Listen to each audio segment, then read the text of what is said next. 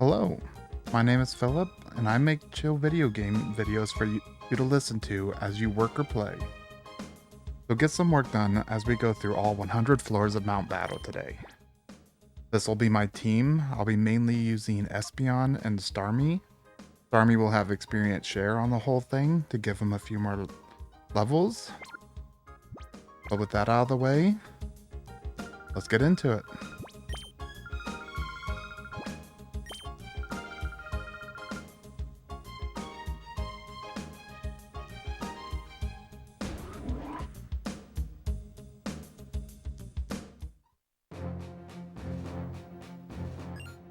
These first 60 battles will not be dangerous at all.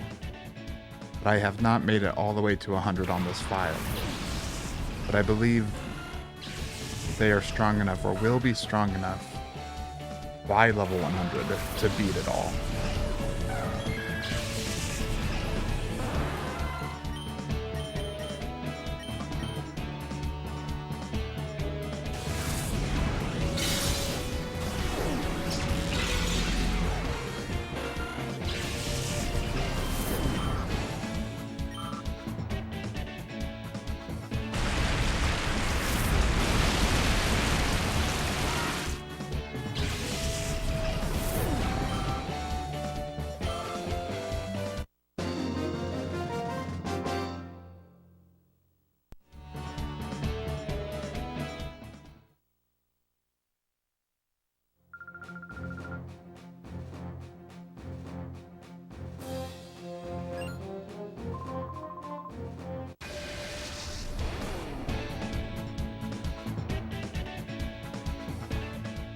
I think we're gonna move Swift to Espeon's first slot to speed up a lot of these battles.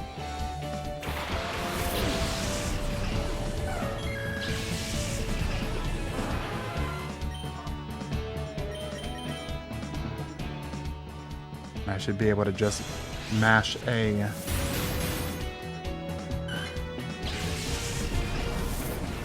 Plus there's a ghost type.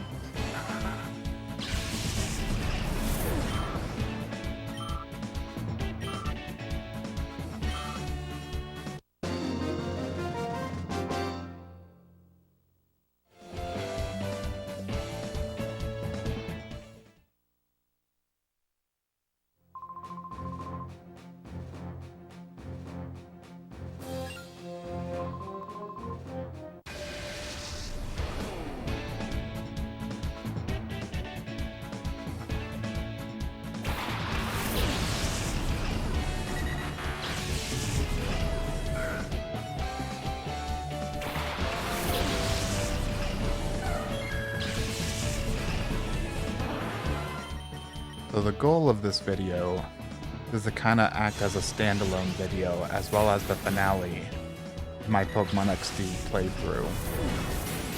But since I'm anticipating people who haven't watched any of the other videos, let me give you a little background to this game.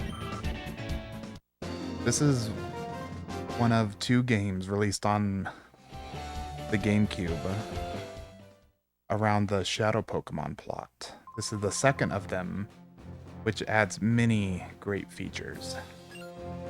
But these games are also the reason Espeon is my favorite Pokemon, which you will see Espeon is way higher level than the other Pokemon. But if you've never played this game, highly recommend it. Mount Battle is my favorite part of the game. I love anywhere where there's a battle tower where you can use your own Pokemon units, etc., and level up.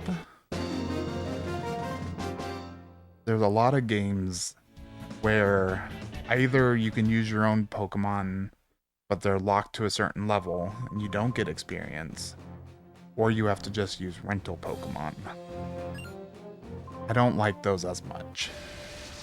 I prefer things like Paper Mario's Pit of 100 Trials, Fire Emblem Sacred Stones' Tower of Volney, and Pokemon XD Gale of Darkness's Mount Battle.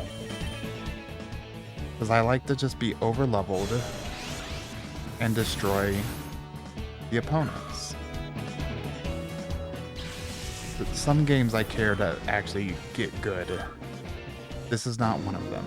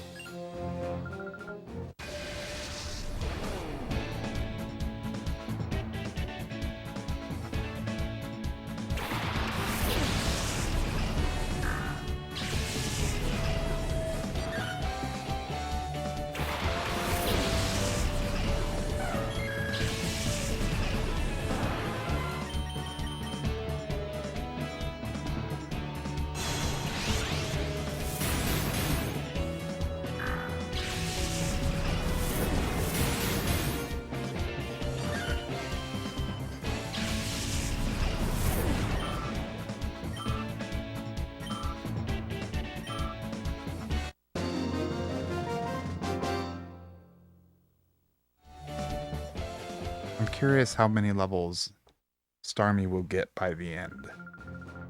These first 40 battles maybe will give him 1 level, maybe 2. But starting around, I think 40s or 50s, you start going against level 40 Pokemon, which is substantial.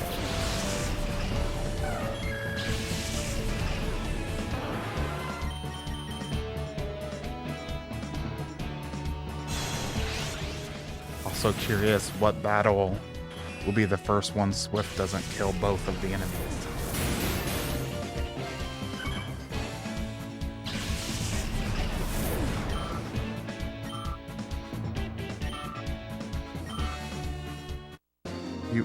There's an Aaron, which I know there are some early, that could do it. Like Espeon sure is level 72. But her attack's not good. And in a double battle, Swift does 75% damage. Order that. Be like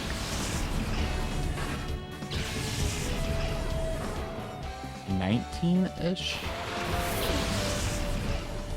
19 power move.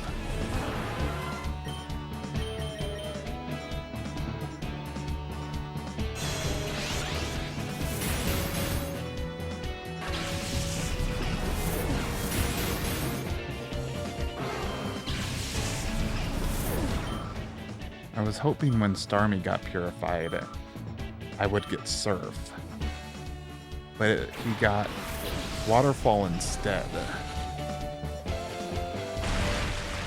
Which I'm actually a little more excited about, actually.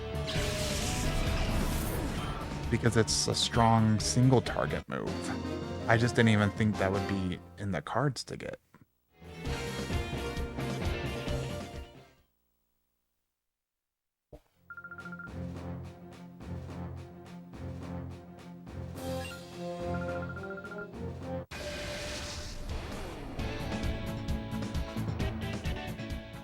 All of the trainer names in this game, I feel like they had to have done whatever the equivalent is of use a AI generator to make them.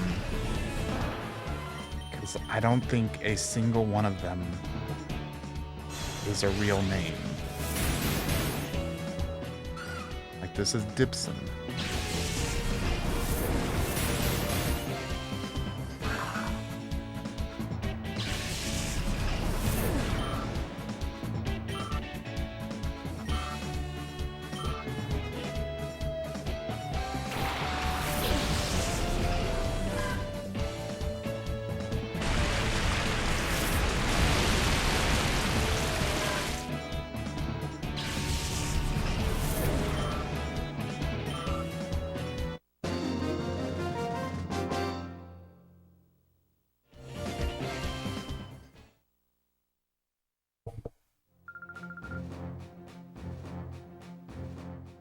Vander feels kind of normal.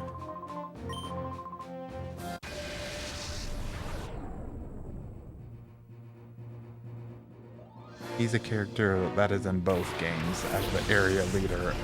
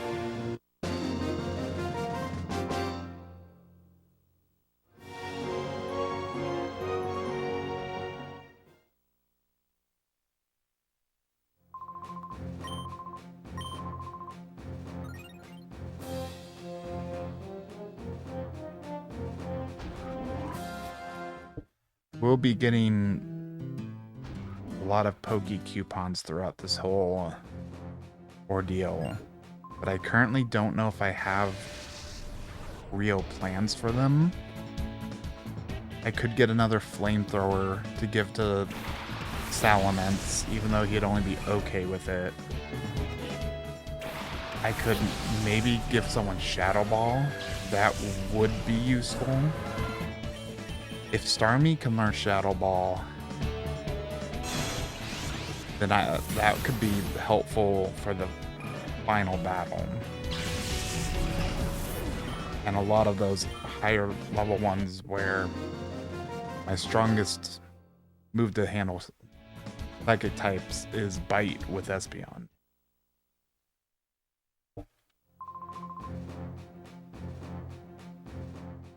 Similarly, Swift may get replaced with Calm Mind come the end of this video.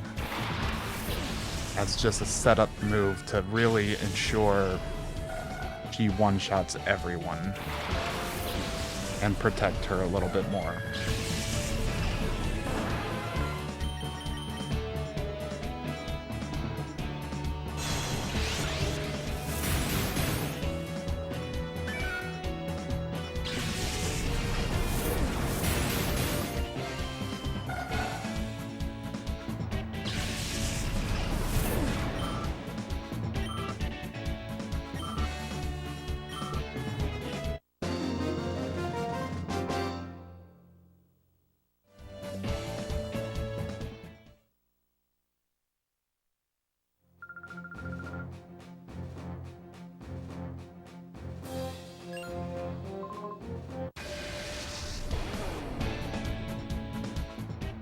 Graten.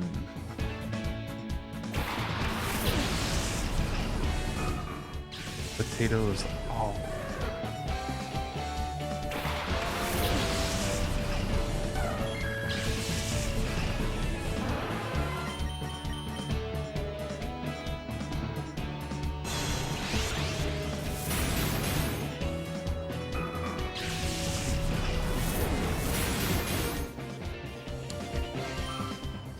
Shuckle is the first one.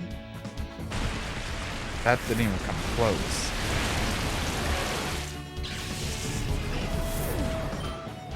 Level 13 Shuckle. Really?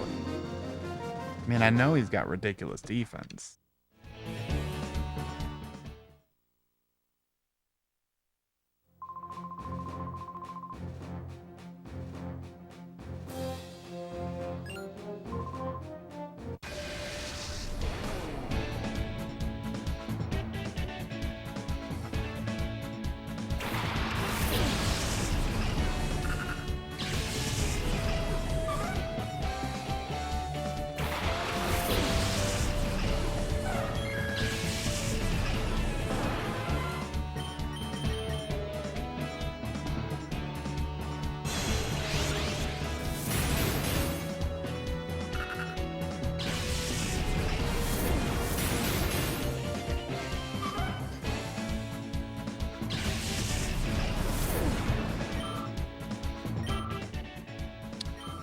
They're both inching up there in levels.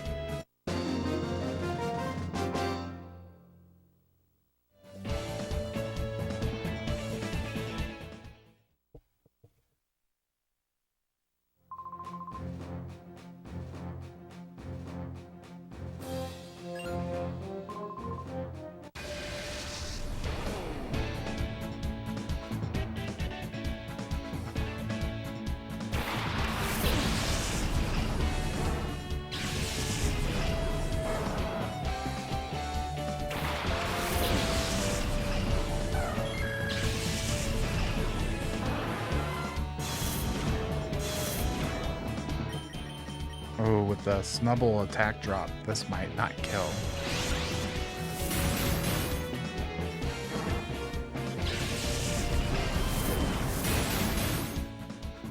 It still does.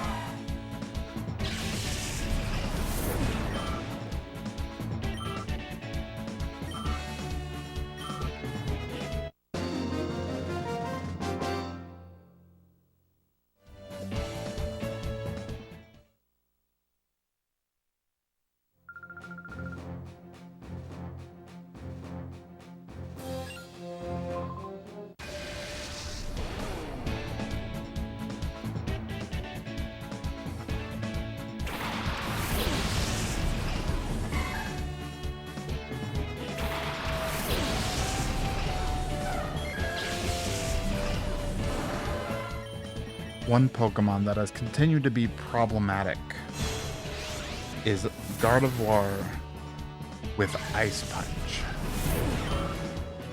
And I don't think that's a move she can normally learn. At least not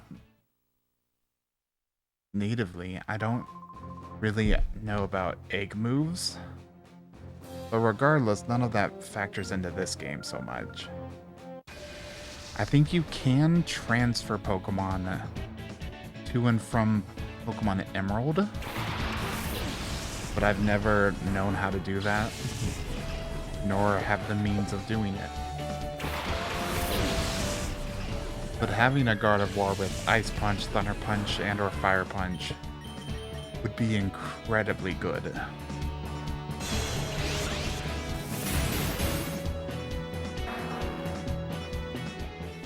One Pokemon I used for most of this game was an Electabuzz that had all three of the punch moves.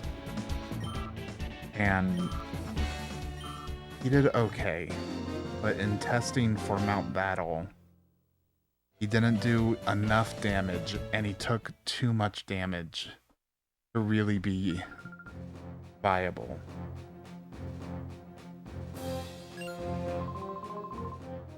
And then I replaced most of my team.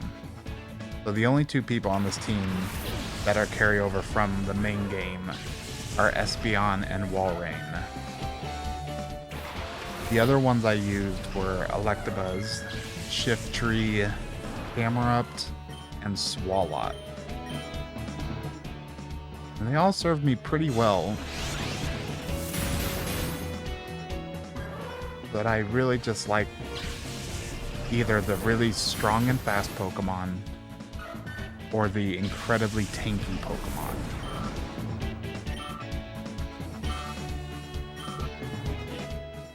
Walrein and Lugia both have leftovers, and they're able to tank quite a few strong hits. And then having two dragon flying Pokemon, while incredibly weak to ice moves, they're just very resistant against a lot of other stuff.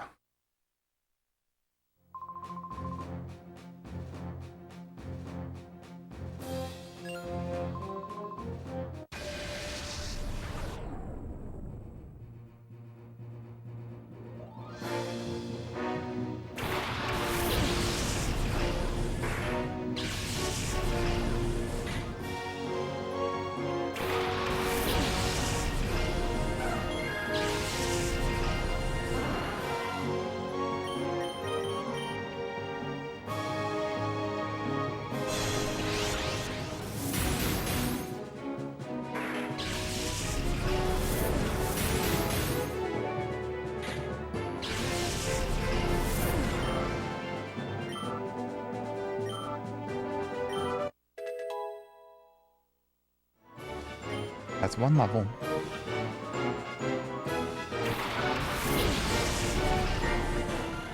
I didn't quite see where he was at with experience when we began, though.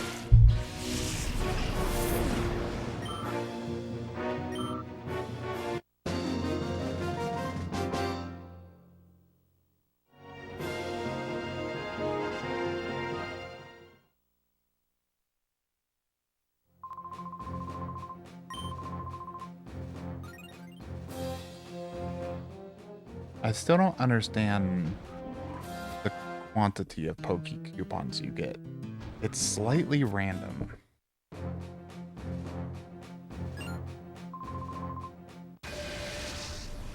I do think starting here, Swift is not going to be useful any longer, as the levels really jump up.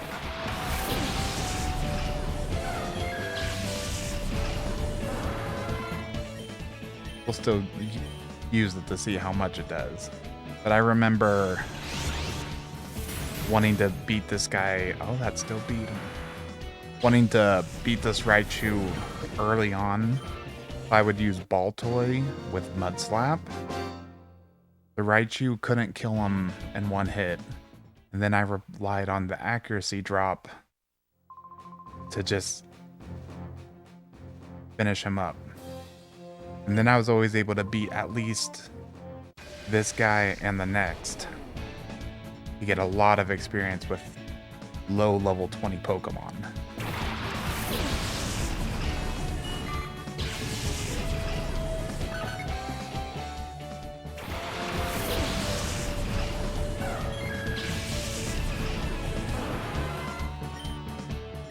You know what? We'll still use Swift. It was full strength against the Raichu.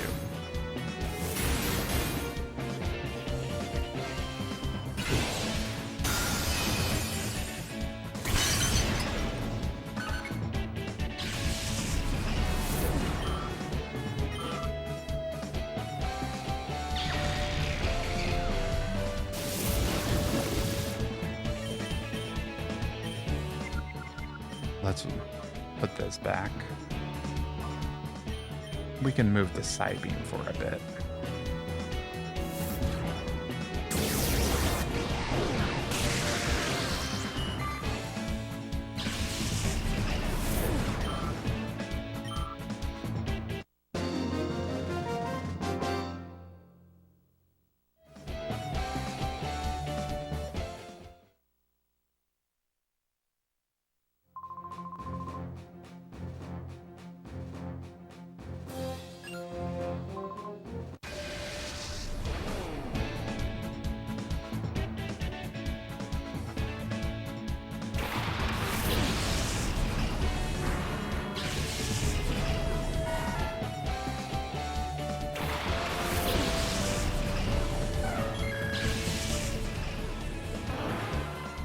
Another interesting thing, which I only just thought about.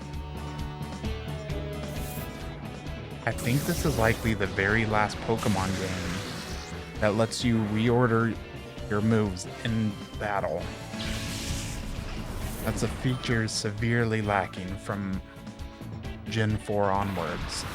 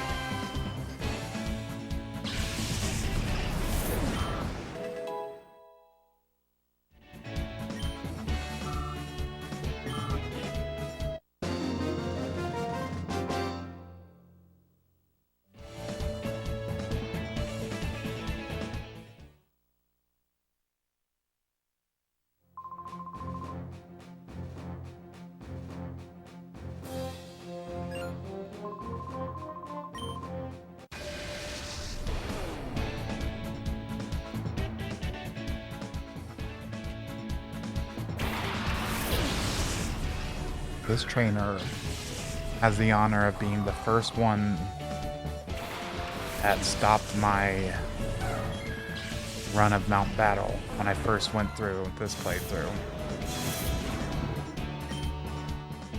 At least I believe it was him. Maybe not. I remember a Houndour and a Linoon.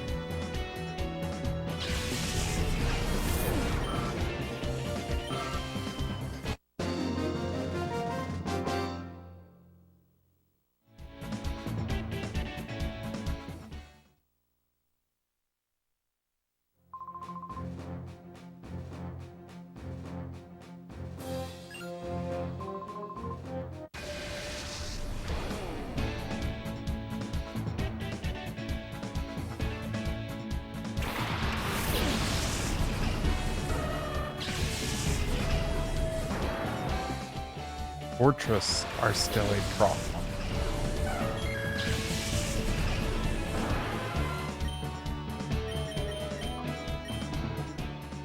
For the starting lineup, Waterfall is the only move, but that's not very effective against Fortress. They have a nasty habit of exploding, which as of my very last episode, can still one-shot both of these Pokemon in the higher levels. Well, that's why we got backups.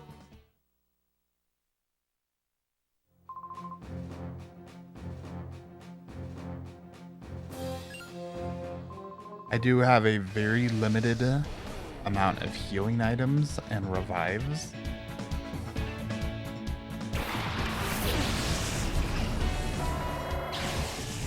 There's a Linoon.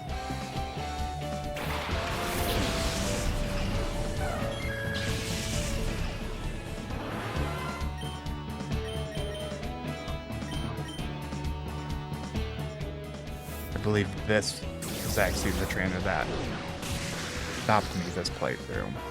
The other one usually stops me, but I had a different team this time.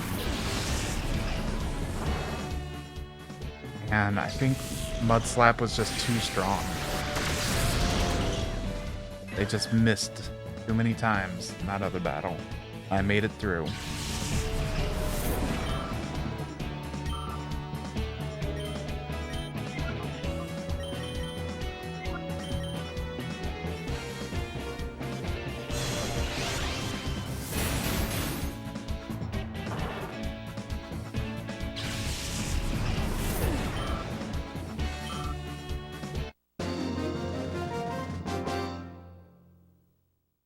I love the move coverage that Starmie has. And also, Lapras can get the exact same moves. I always have the same 4 moves in any game. Surf, Thunderbolt, Ice Beam, Psychic.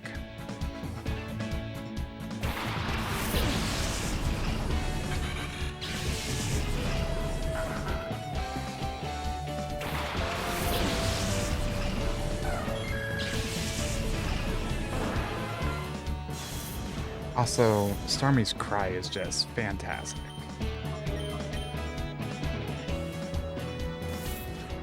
So is Staryu's for that matter.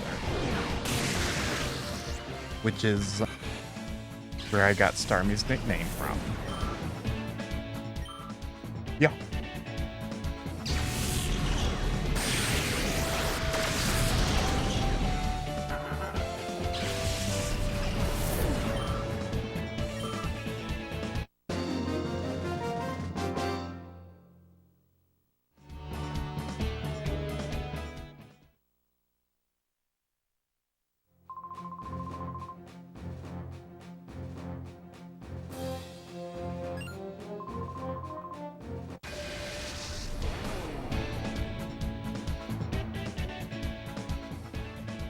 Big fat gear water absorb Mopar.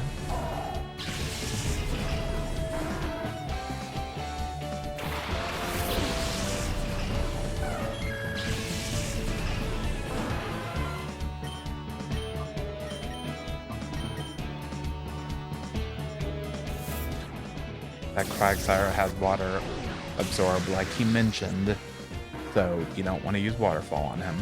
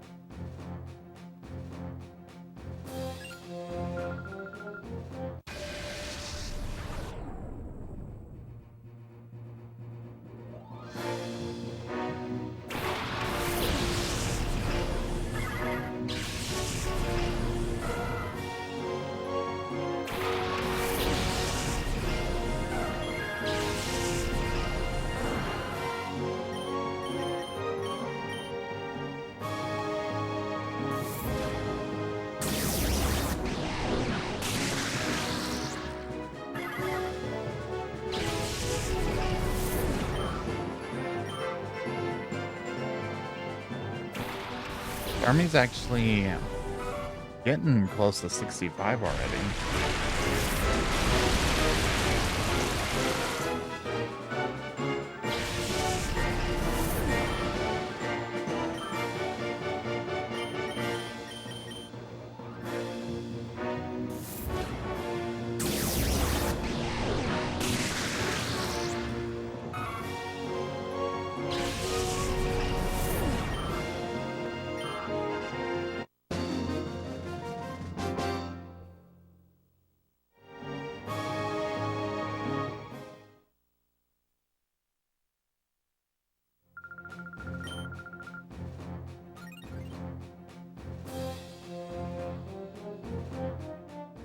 Like, why 510 Poke?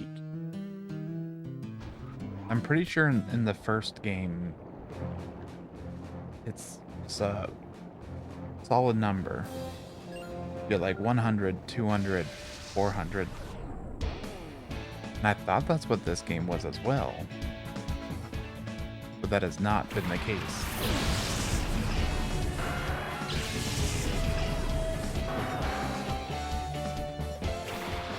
I've seen this trainer a lot. This and the next area is where I trained a lot of my Pokemon up to around the mid-30s.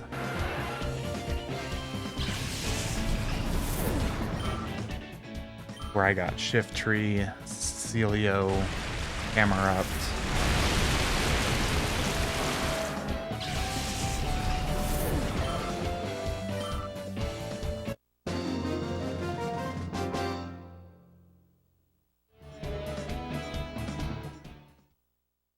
I don't know why, but I feel like my favorite level of Pokemon to fight against for random trainers is high 30s, low to mid 40s. That just feels like, yeah, they're really strong. They'll give a lot of experience, but they're low enough that you could still plan to one-shot them. If you're even in the 50s or 60s. Once you're like level 70 going against 70, the levels start mattering a lot less. And you're not going to be one-shotting people unless you're 90.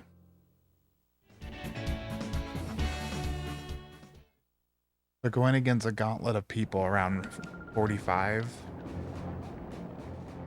that sounds nice.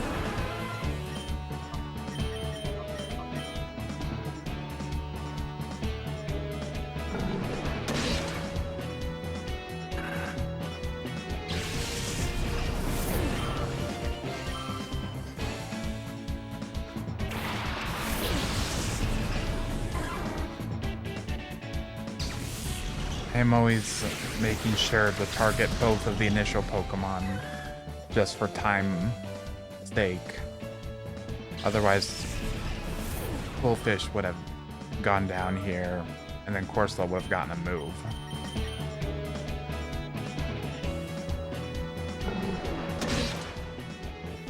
No need to let them get any hope of winning.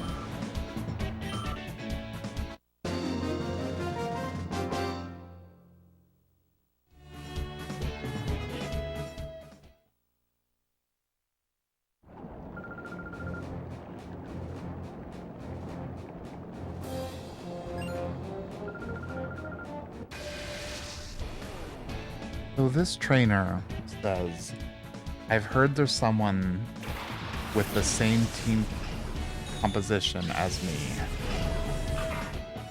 And I haven't looked through, and I will forget very soon. But they just have a psychic and a grass.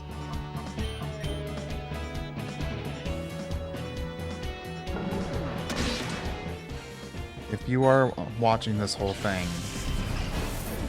let me know if there was anyone before this or after this who has a psychic and grass. And I'm not sure if it's that specific. Like, we're not talking a gloom, because that's grass and poison. I think Cacnea is just grass. He's not dark until he evolves. Also, chance it's meaning it's so specific that there is someone else with those two exact Pokemon.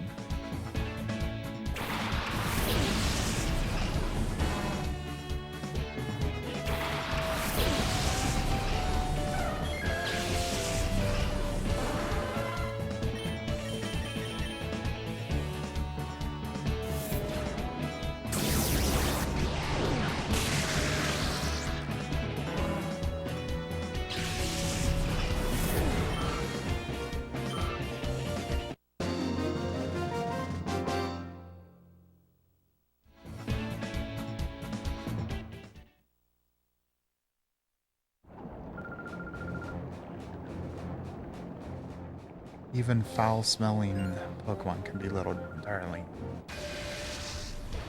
There's hope out there. For all of you. Find you a bodybuilder like that.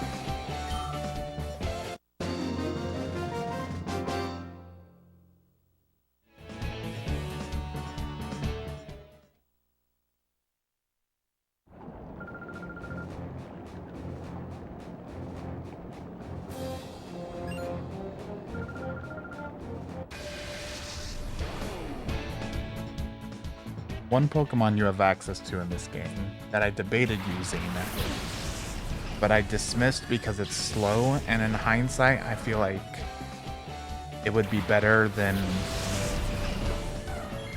at least better than Lugia right now, is Aggron. Having a steel Pokemon with really high defense would be fantastic.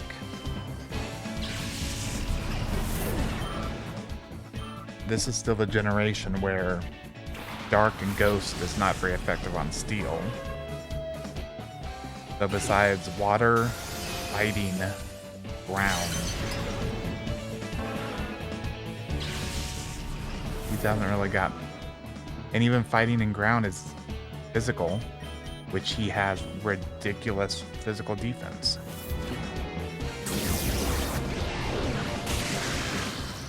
He can also learn, for whatever reason, and I find it hilarious, Thunderbolt, which I always used to teach him in Pokemon Emerald before I understood like attack versus special attack. And even now, I would maybe still give it to him, because I just find that delightful.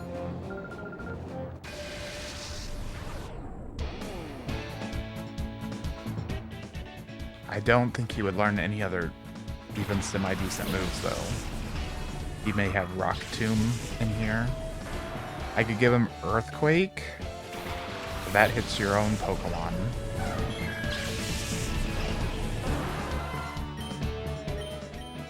Don't do that.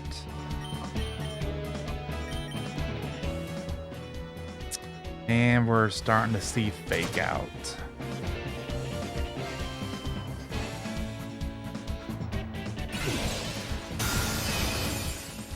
Fake out and protect will be all over the place. Some trainers' teams actually use it like strategically. Like you will often see a protect go out when their ally uses earthquake. You will sometimes see follow me used when their ally uses focus punch.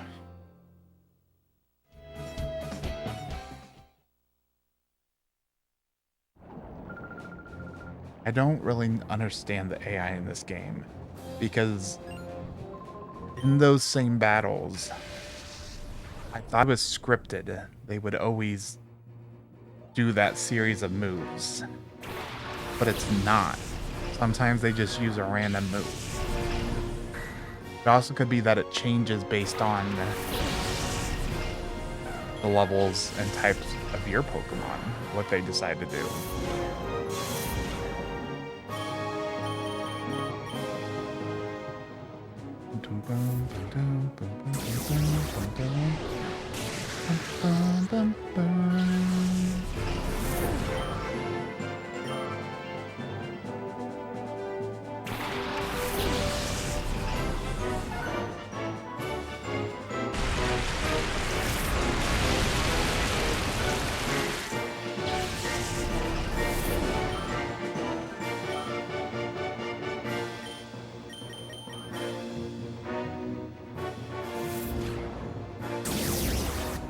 I like Wigglytuff and Clefable. They're both just pink blobs. Chansey too.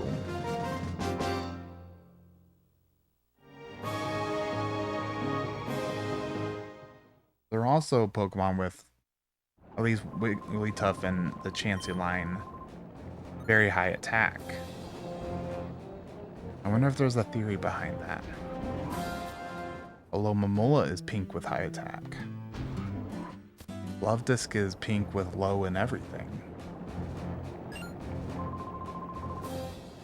Other pink Pokemon, Skitty. Irrelevant.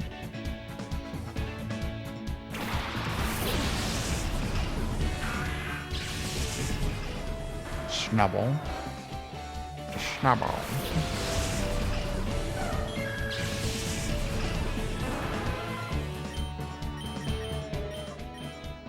And we're already in the level 40s.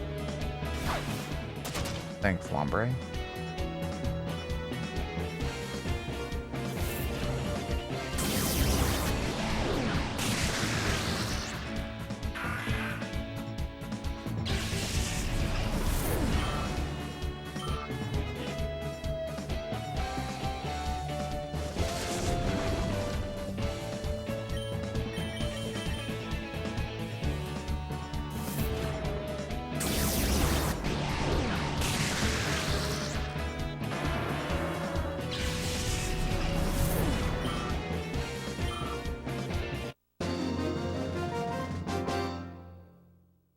Crazy how from battle 1 to 40, we go from, I think, single digits, level 40s. And then by level 100, I guess it's about the same jump. So it is slightly weighted towards the beginning. But not as extreme as it seems.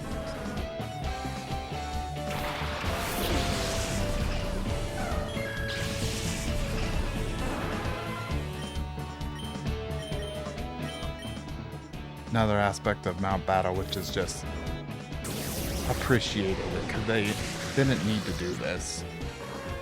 Like, they go through different environments.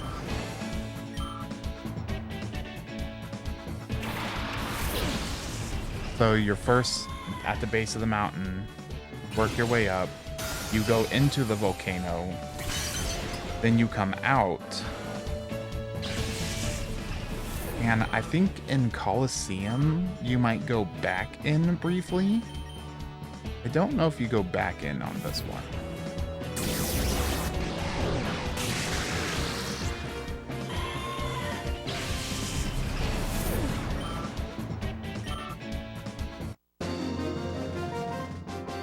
And then the final battle is at the summit of the volcano, which is just fantastic.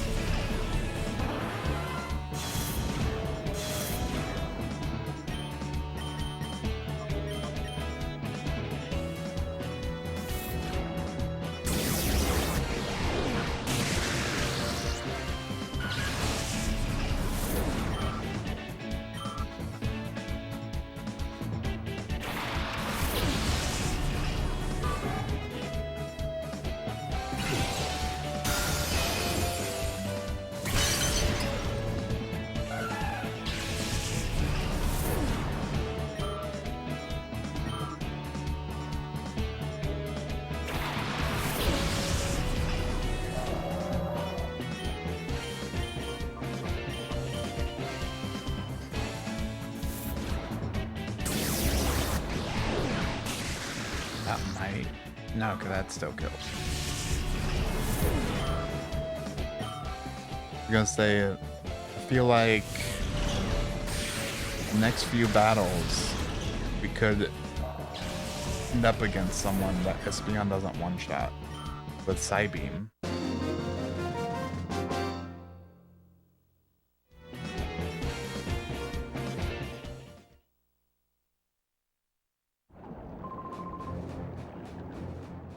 And Ladian, while in general having awful stats, has really good special defense.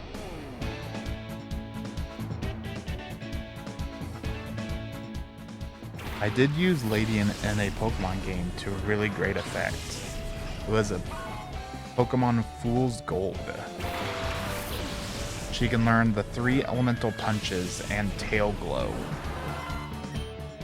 So she just needs to survive long enough to get a Tail Glow or 2 off, and then she does triple damage.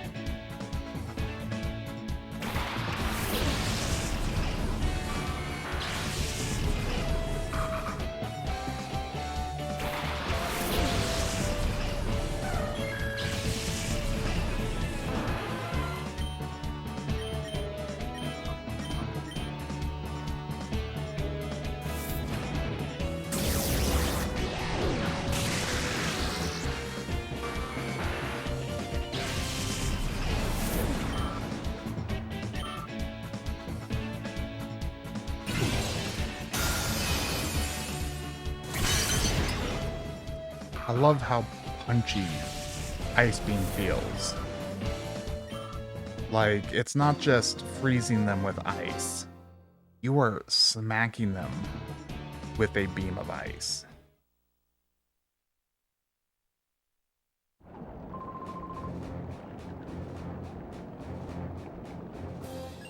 A lot of moves in this game just have a really good impact to them. One I've been using a lot that I feel like the first game had better is Psybeam. Psybeam in the first game is a beam that also looks like you're punching them with a psychic beam. Here, I think it looks really cool, but it's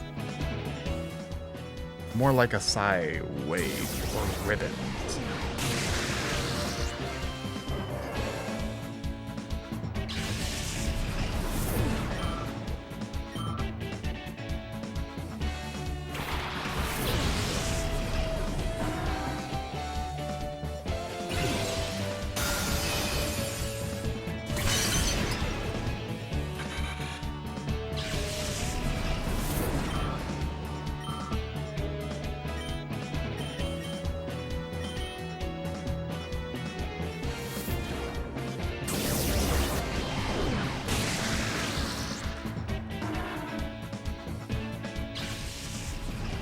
Grass the only type super effective on Quagsire?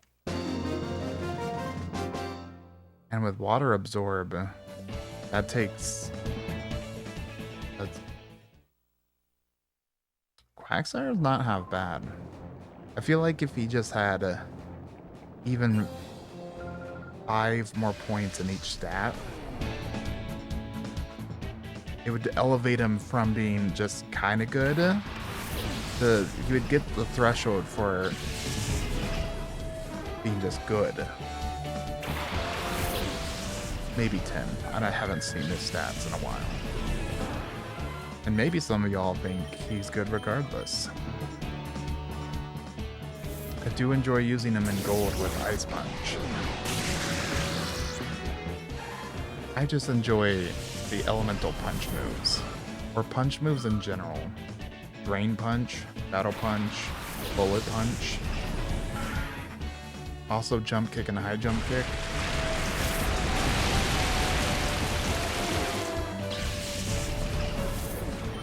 I'm not wild about Dizzy Punch and Comet Punch.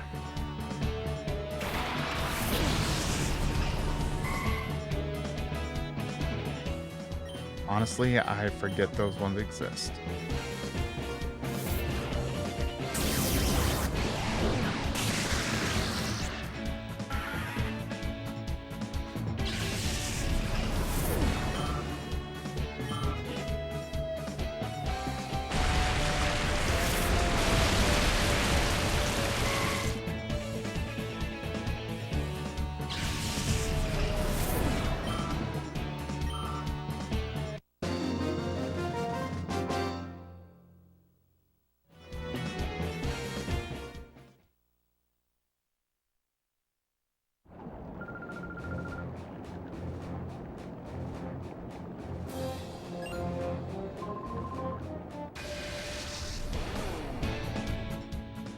Bum, bum, bum, bum.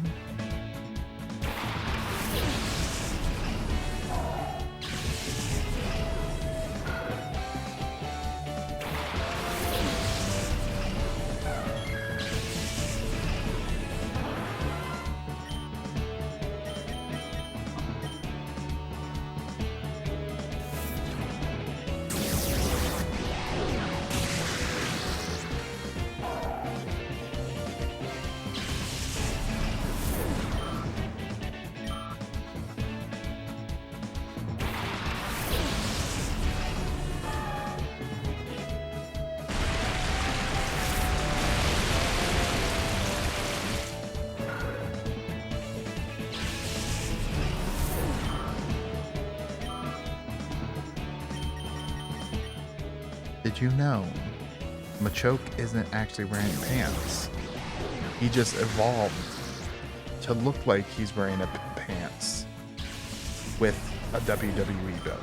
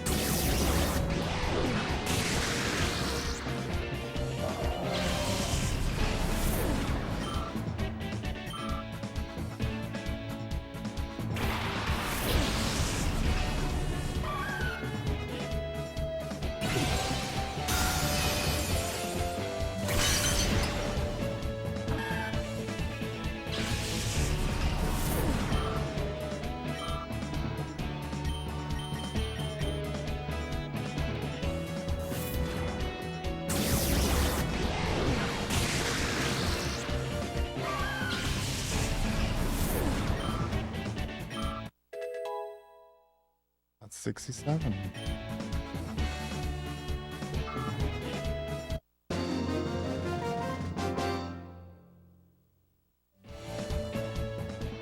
I'm curious about Starmie's special attack stat.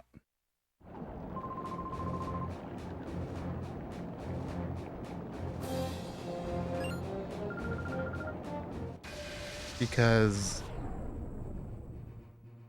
he's catching up to Espeon in levels.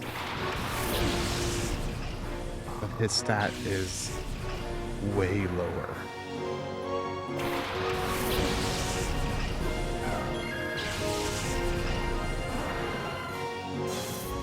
So he does have 30 less special attack.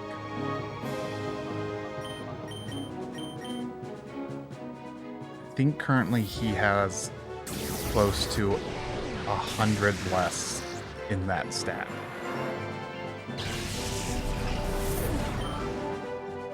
Espeon's special attack right now is through the roof.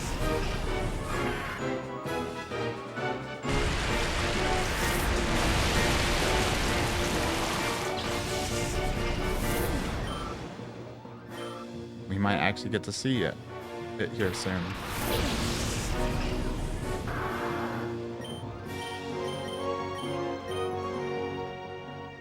Oh, my favorite.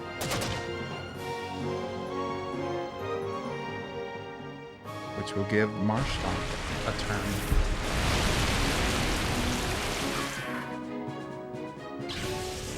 Can we say Mudshot?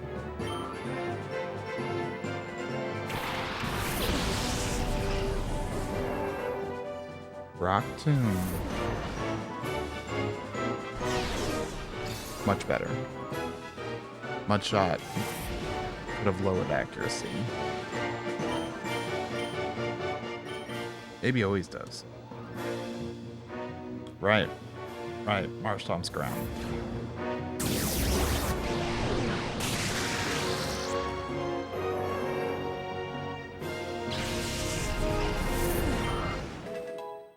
Brain was not braining. Yeah, her special attack is 256 right now.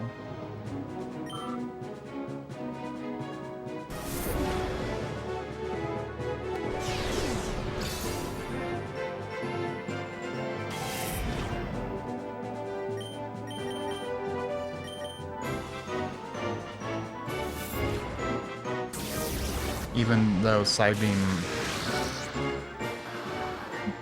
would have killed, for the principle, I had to switch off a Thunderbolt.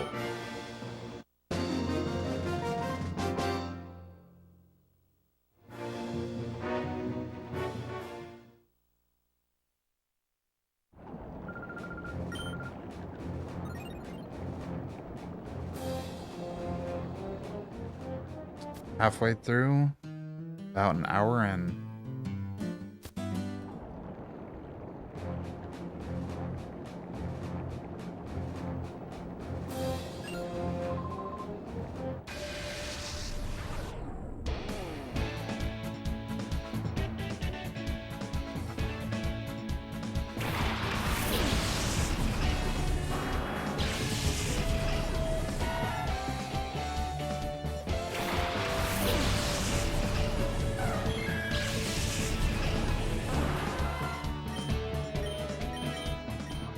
I'm gonna keep using Psybeam until she fails to kill someone.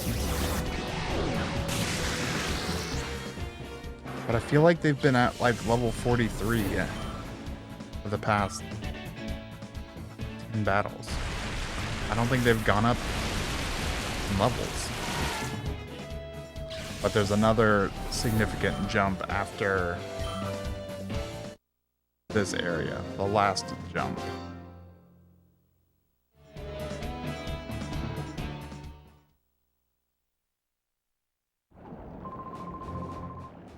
Which also means the last 40 battles are all very high level Pokemon.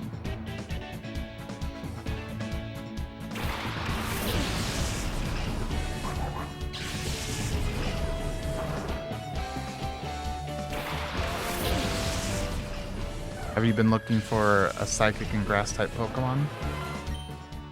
I haven't.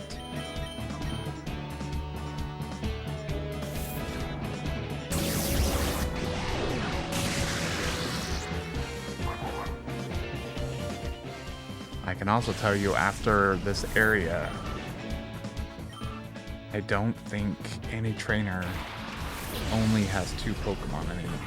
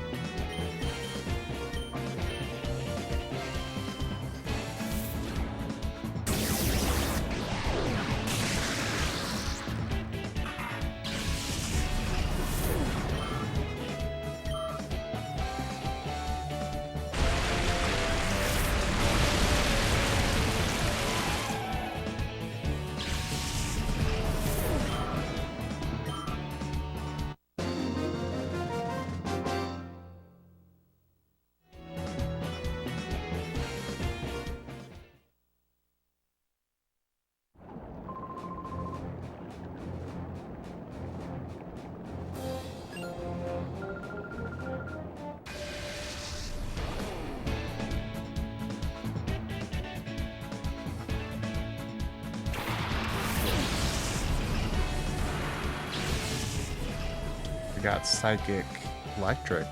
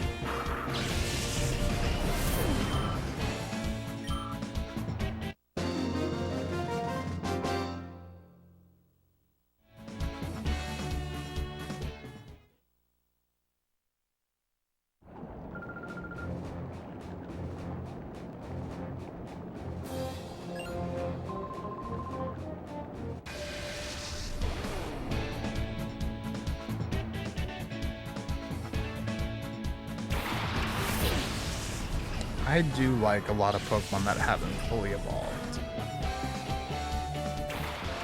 I think a good concept for a ROM hack is one where you push all the evolutions further back so that Charmander and Squirtle would evolve around 26 or maybe just like early 20s, and then you don't get your final form until late 40s. But all the enemy Pokemon also need to reflect that. You can't then be thrown up against a Lapras really early on. But it would also make final evolutions of Pokemon more of a boss Pokemon for gym leaders. I don't actually know if it would be a good idea, but I'm curious about the concept. It also would just feel very similar to a normal Pokemon game. So I would want to change something else up if I ever follow this. We have Psychic. There's another... Okay, I have no idea how to pronounce that Pokemon's name. I say either Chimecho, Kimeko, Chimecho. It's one of them, maybe.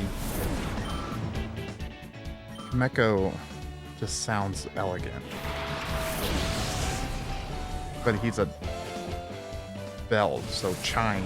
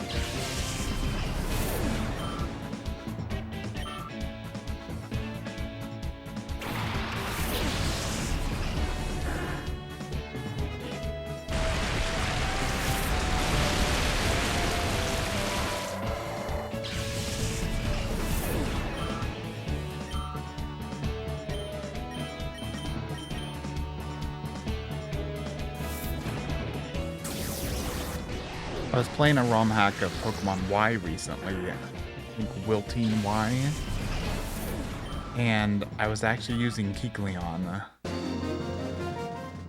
because instead of color change, he has Protean, or however you say it. So his type changes to be the move he's using, so he always gets stab boost, which is really good.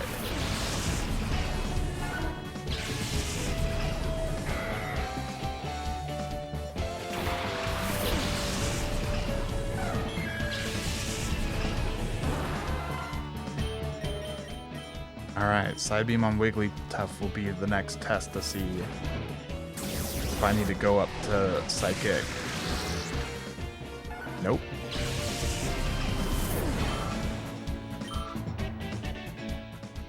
I don't actually remember how much special defense Wigglytuff has. I think her HP is like 150 base. And she's just like a worse Chansey. Maybe slightly more defense and attack than Chansey. So she's a little more balanced. But it also means she doesn't do any job particularly great. Not like Blissey.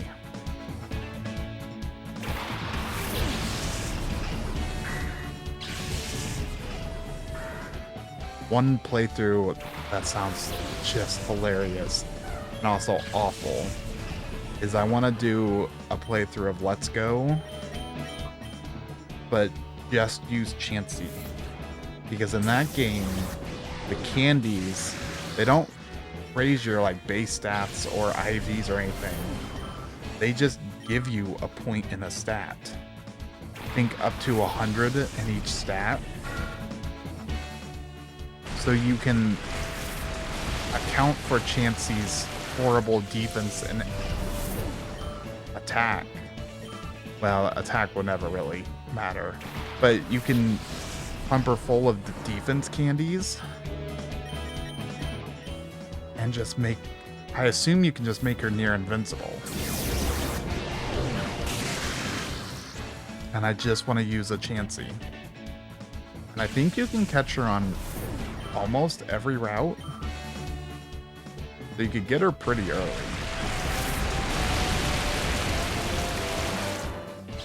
I just don't know what moves she will have.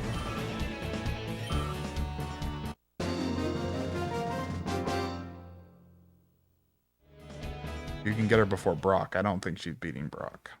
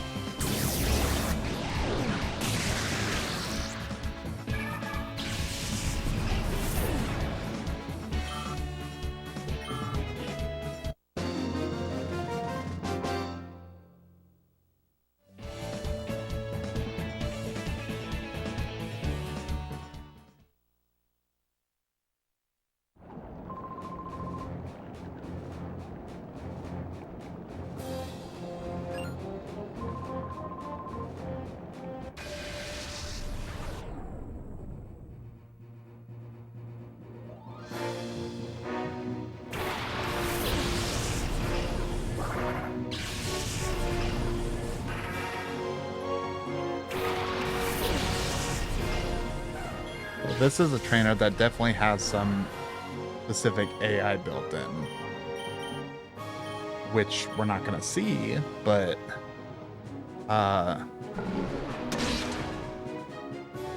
they all have Sunny Day, and then they all have Solar Beam, and then Castform also has Weather Ball, which is powered up. And I think Solrock even has Overheat. So no matter who uses Sunny Day, they all can be firing off solar beams and boosted fire attacks. Oddly enough, I think Lunatone actually has Moonlight, which is weakened in Sunny Day.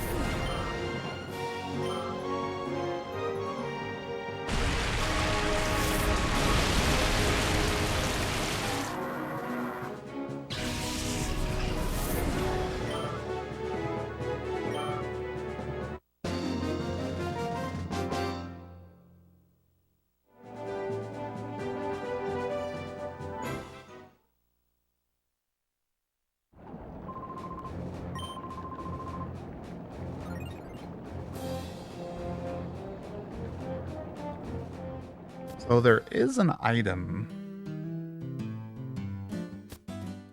Oh, actually, for that, we're now into the real battles. But there is an item I would like if I got enough Poke coupons. But I don't see me getting enough. I think it's 10,000 or even 15,000 for a Choice Band or Choice Scarf, whichever one. Which could be really good. I did say still gonna just use Psybeam. But yeah, we just jumped up, what, at least 10 levels again.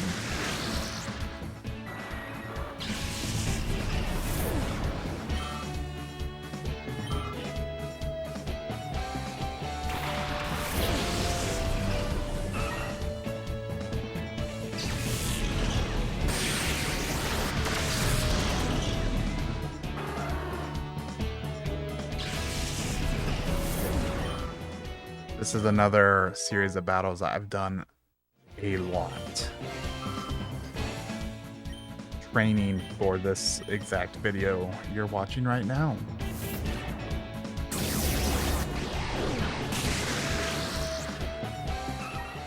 So, that's fine to see that kill. Psychic wasn't one-shotting, and Espeon wasn't outspeeding when I first did these.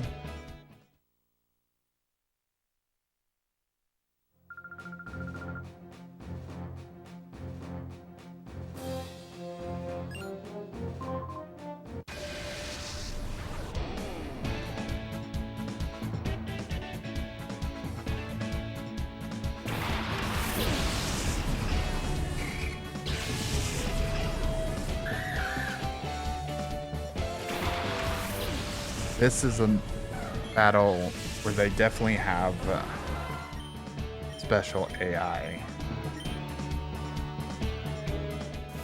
And if this doesn't kill, we will see it. Still, wait, was that a crit?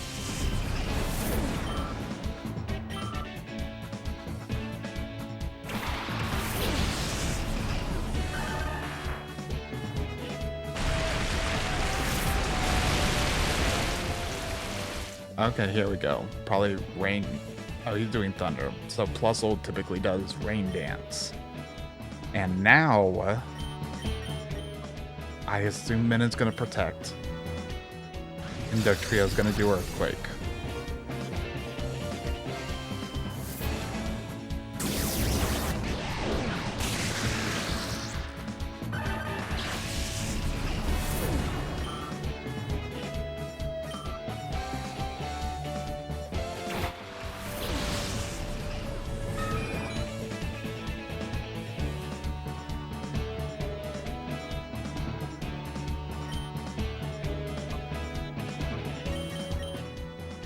Oh, and Psybeam didn't.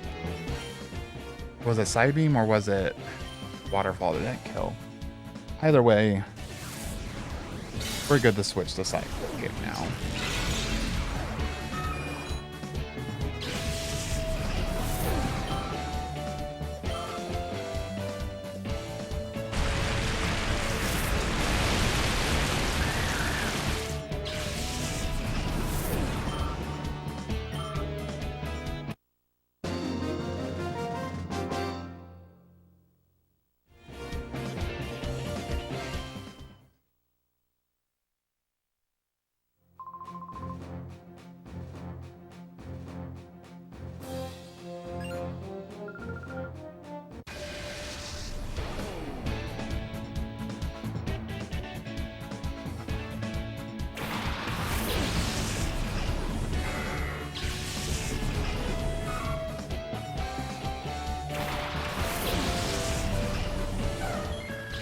This trainer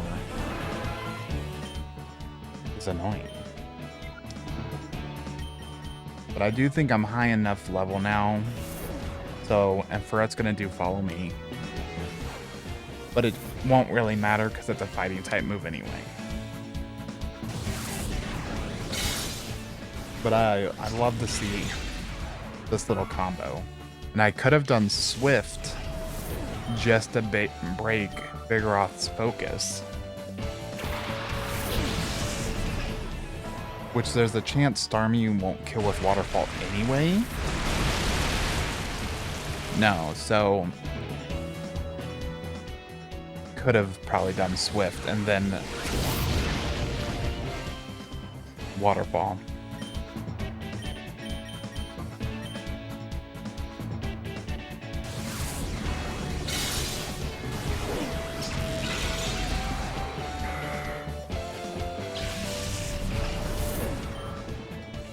And then, I'm not sure exactly why, but after these 3 normal type Pokemon, they throw in an Electabuzz.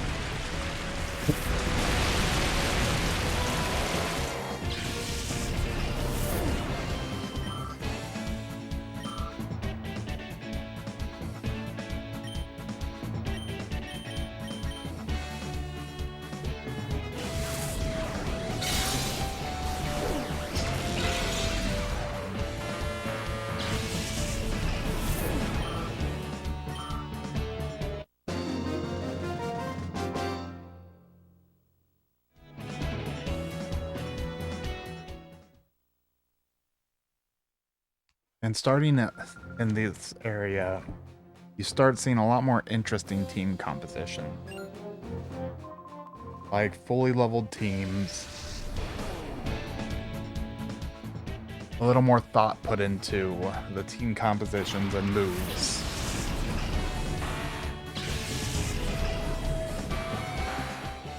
Like this Ninjask will, I'm pretty sure, always use Swords Dance.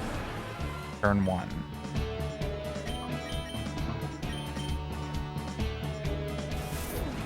And then he usually outspeeds because he's one of the fastest Pokemon in the entire game. And now outspeed him. That is one speedy Ninjask, which he will probably go before Starmie still.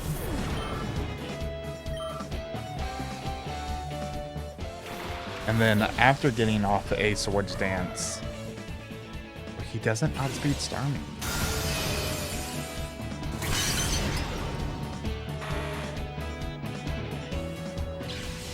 But his Silverwind has one-shot Starmie at least twice.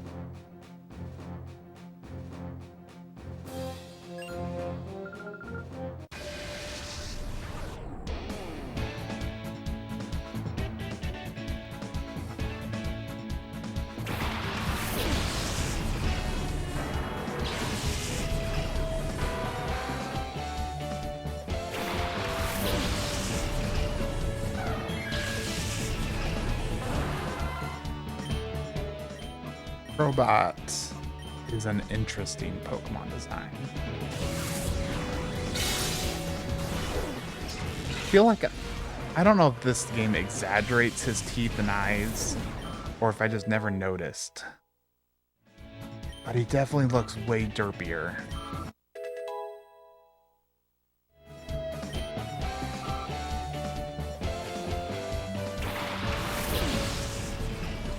Do think now that Starmie's level 70, I might take off the experience share.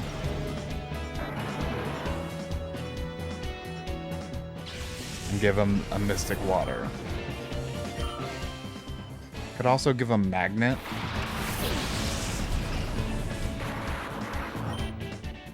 We're gonna take out the Electrode for sure. Double Psychic. This is the strongest combination of damage I can do. But I prefer to do Waterfall just so it's not too psychic. Hey, Starmie.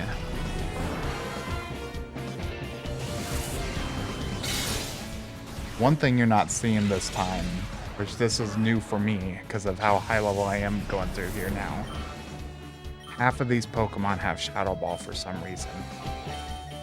I don't know why so many Pokemon have Shadow Ball, but they do.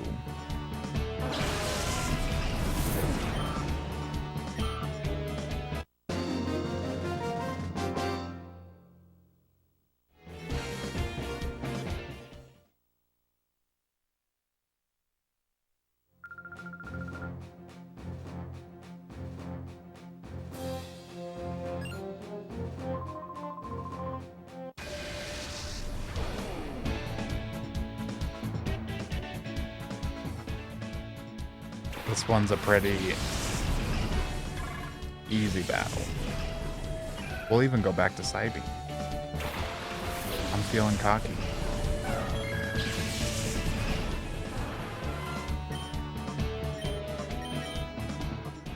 Nothing to make you feel cocky than being 15 levels, 18 levels, and super effective on a Pokemon and killing it one hit. Man, I'm good. I also will forget to take off the experience share.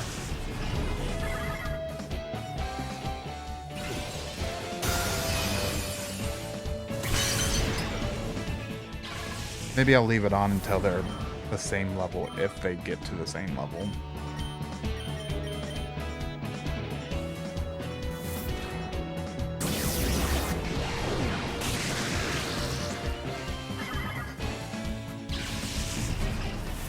I'm still a little unsure about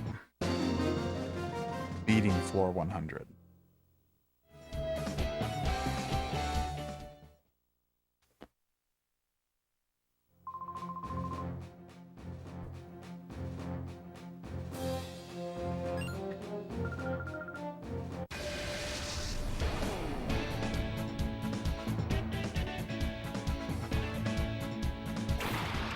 This lady can do some damage. Her whole team synergizes well with Rain Dance boosted Hydro Pumps and 100% accuracy Thunders.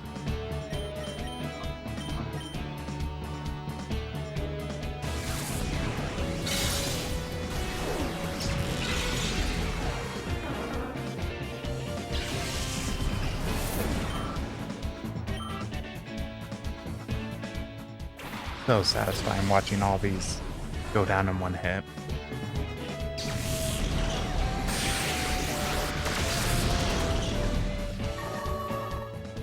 I believe my Starmie was only level 40 something last time I was here.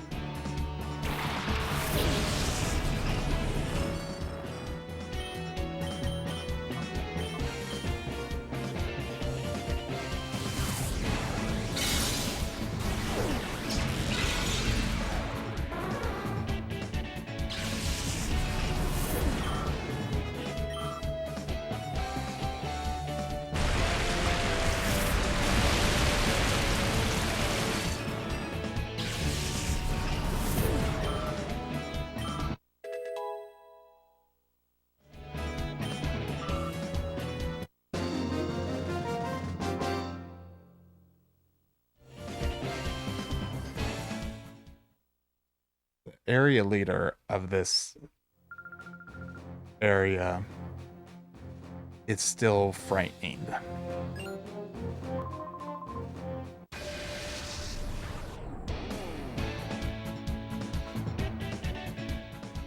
We'll get to him in a little bit. Starmie will actually make a lot of it much better.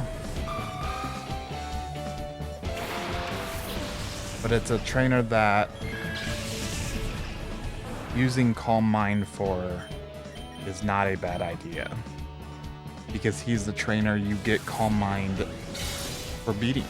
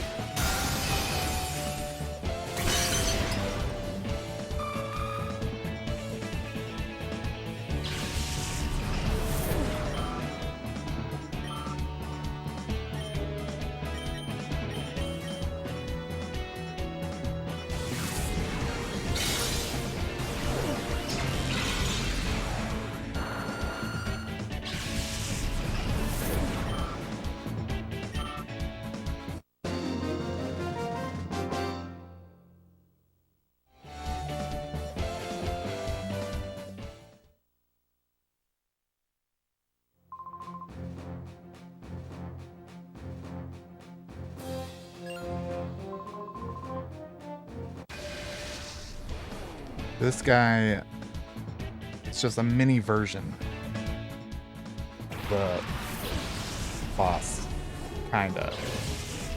You'll see why.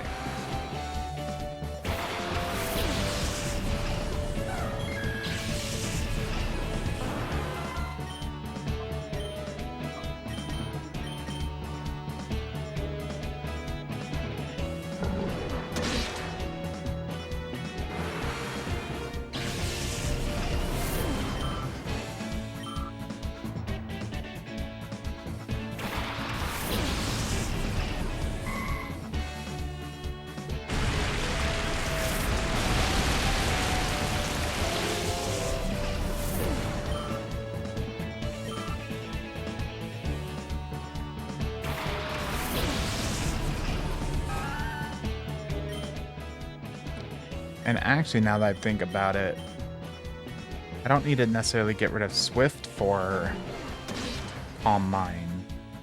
I can get rid of Siping.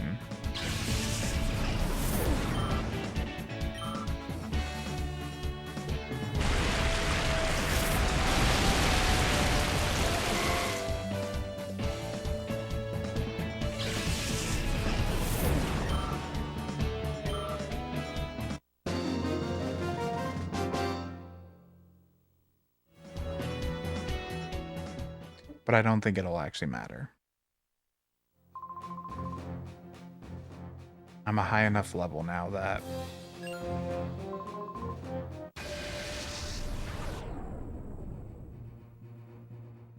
all of their setup shouldn't matter. So he has a Gardevoir, and he has Espeon.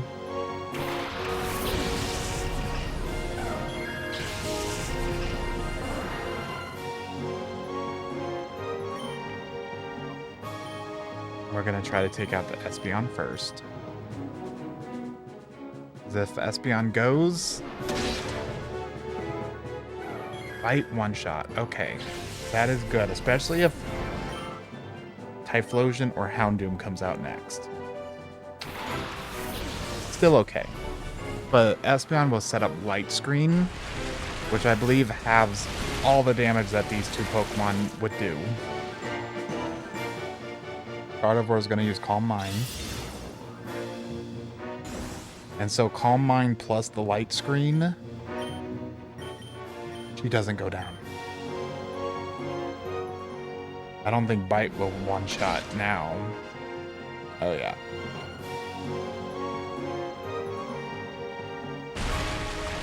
With Light Screen, that would have been half the further. This was a rough battle. Not to mention, Typhlosion knows Thunder Punch.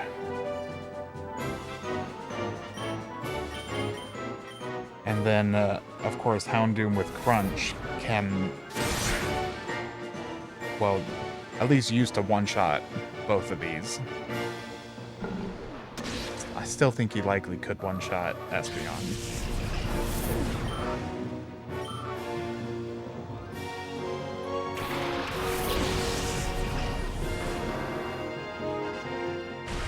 But I don't see him getting the chance.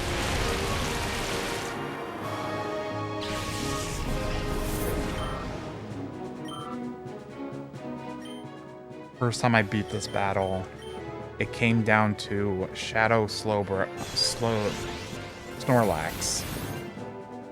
And I had to hit a, I think, 60% accuracy move, maybe 75, or else I lost. And he hit it, I think, twice in a row.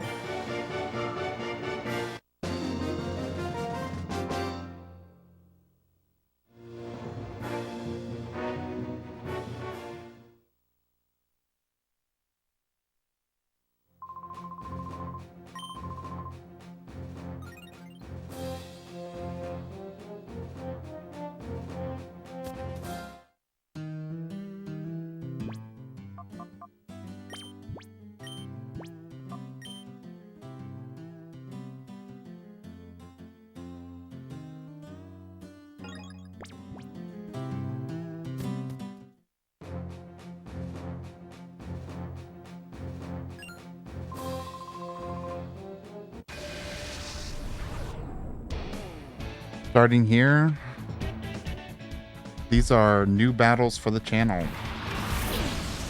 I did do this area in the next during preparation for this video because I wanted Aerial Ace on Salamence. Whether or not he'll see any play is still to be seen.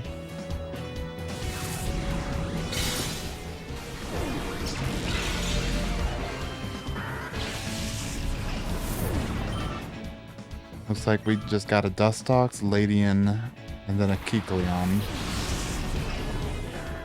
Kecleon has very high special defense, so likely can't take him out in one hit.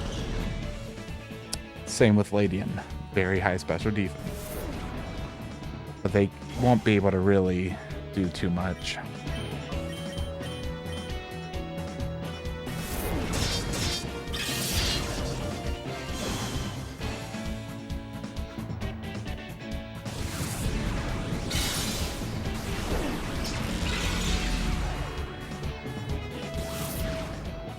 Yeah, first Pokemon that Espeon didn't one-shot with Psychic.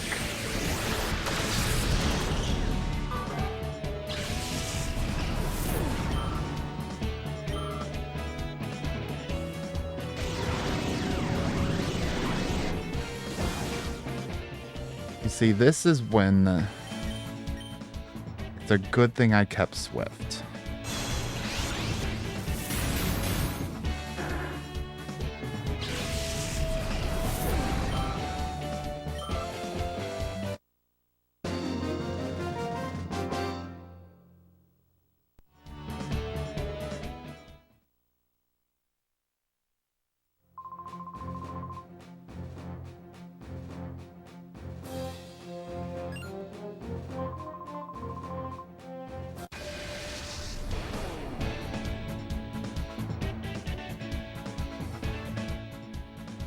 This should be a pretty easy one. He only has a Lombre, Tentacool, and Mantine.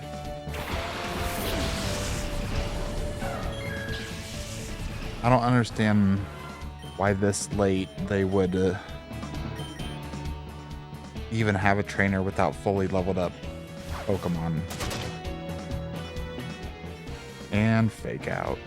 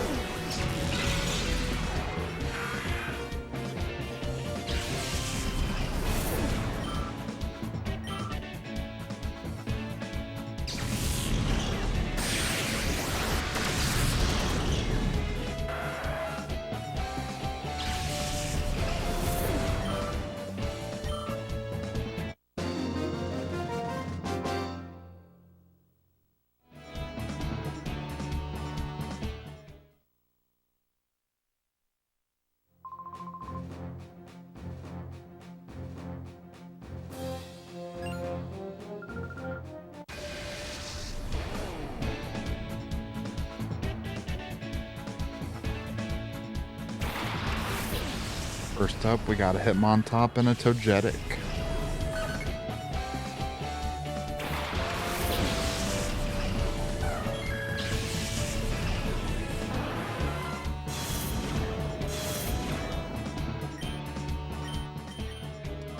I'm very glad that there's no Intimidate skill for special attack. It feels like there should be, but there's not.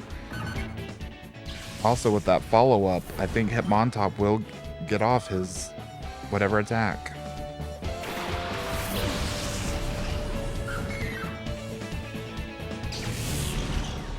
Now, is this some new strat? It's counter.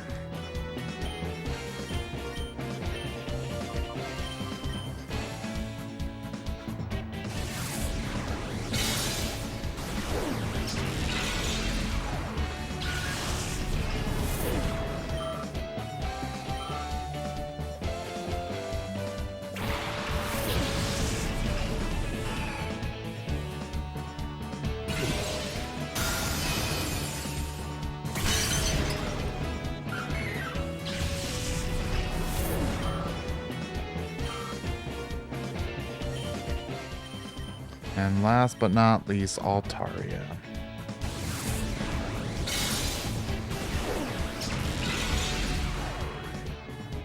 Psychic also didn't kill him.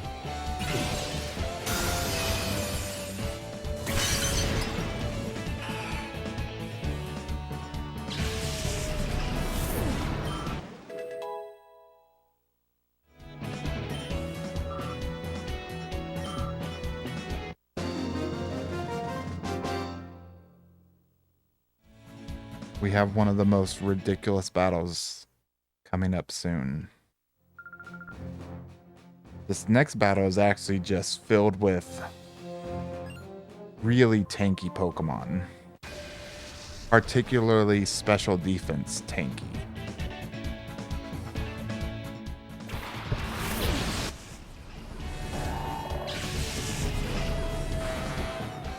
Tentacruel has a ton of special defense. Claydol's just... he's very balanced all around. But I do think both of these will go down in one hit.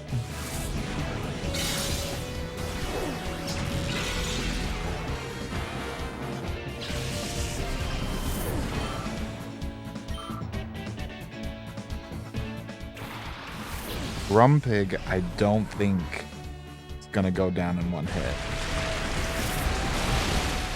Because the best I have is Bite for him. And then the last one is Cradily. Cradily? I don't know. And while I do have Ice Beam for him, no, I don't think there's any chance it's one-shots.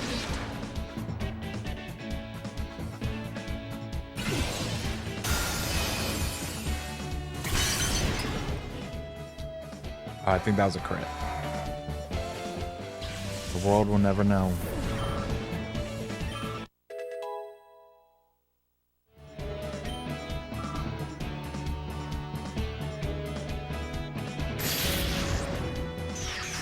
But this next battle has one of the tankiest special defense Pokemon in all of Pokemon.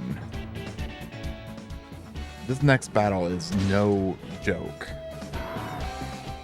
I think he could be the second hardest battle in the whole thing. I don't know who's all in the final 10.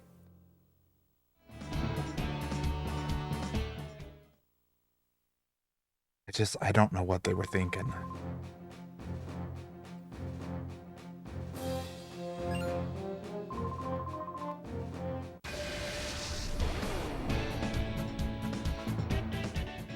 His worst Pokemon is Ludicolo.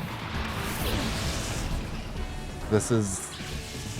so they have Melodic and Umbreon, already very strong Pokemon. I have very little to deal with Umbreon.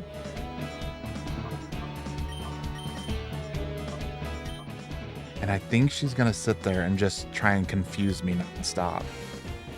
So I need to start doing some waterfalls.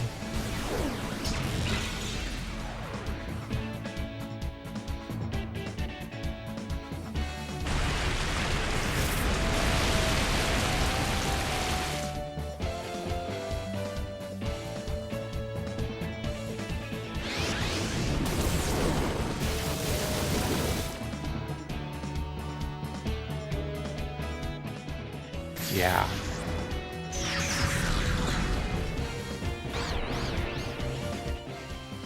So I'm taking this battle very seriously.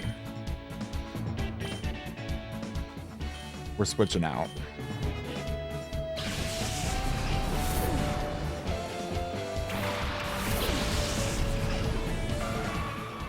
And I don't want to waste all my full heals and whatnot on confusions when Umbreon's just going to keep spamming it.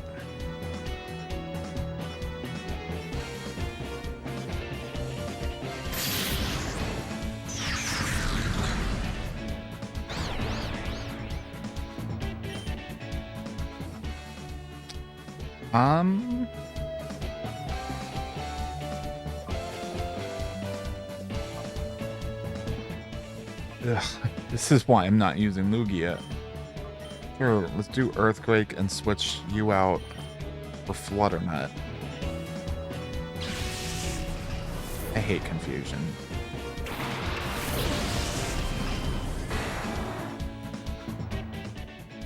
Also, a reason I'm switching out is Espeon and Starmie cannot deal with one of his Pokemon. And there's a high chance it's coming out now.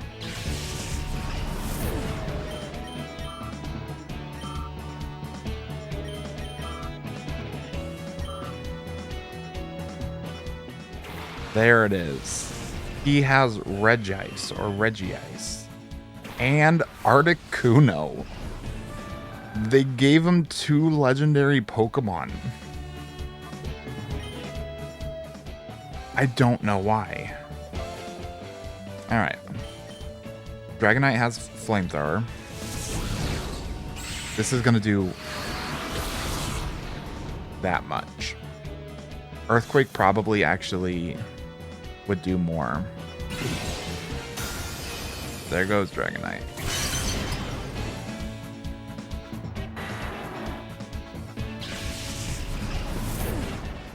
Oops.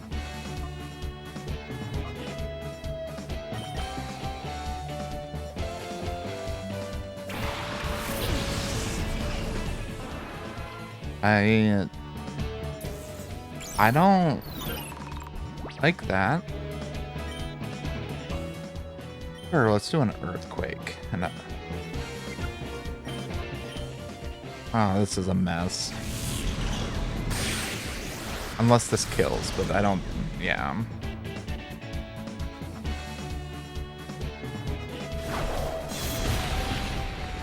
That was very good. Don't crit my own Pokemon. Really? Okay, that was very nice.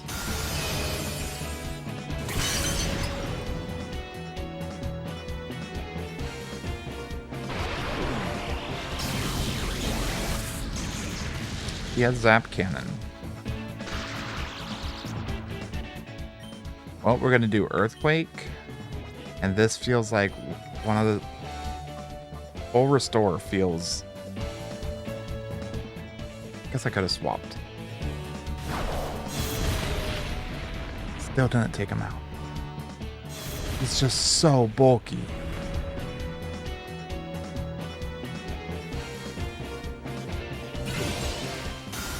But if you're just gonna attack Starmie for some reason, whenever they choose the target, they seem to, you know, lock on.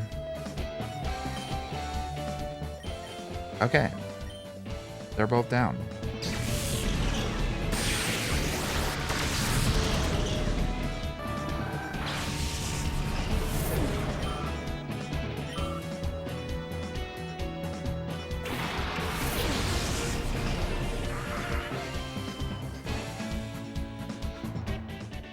And then there's no more legendaries for a very long time. I do think the other Regis are in here. They're not as scary.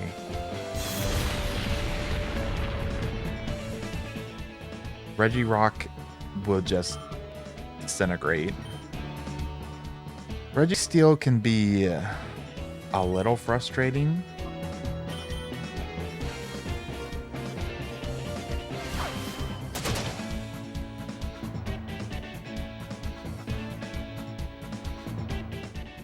I think Lugia's not going to do anything here except just hurt my own Starmie.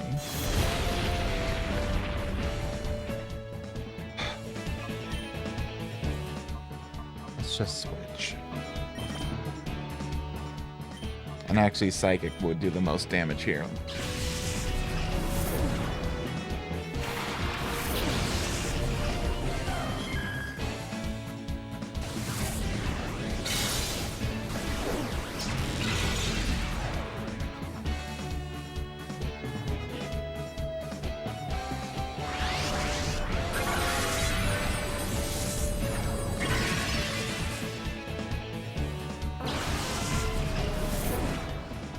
This battle did manage to take out 2 of my Pokemon.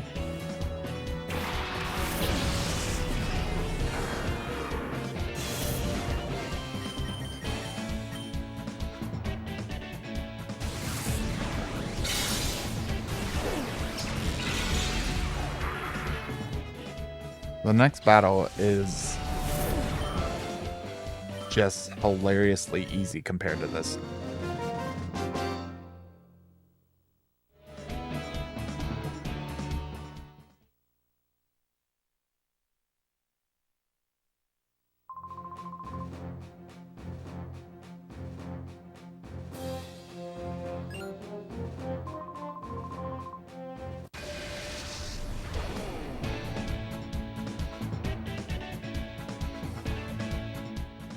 He's got a Quillfish and an Ariados.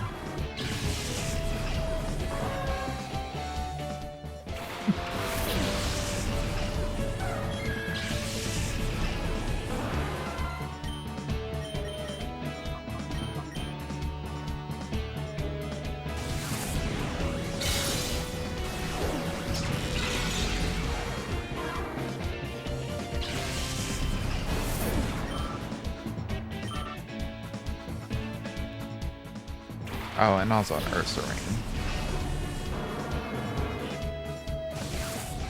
Which, I mean, Ursaring's no joke, but also might go down to 1 Psychic from Espeon.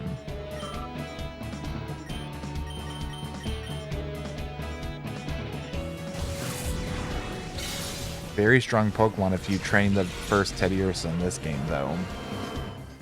Like a level 70 Ursaring in here with Return just tears it up. I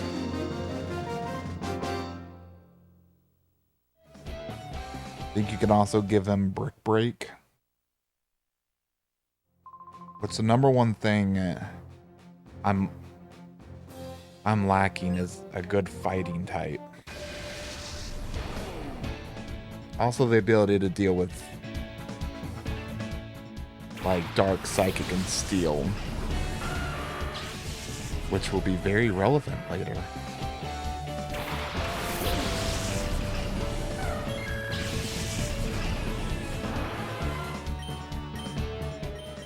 I really want to Waterfall the Rhydon because I love doing the ×4 damage, but I would rather the Waterfall be on the Solrock to guarantee that kill.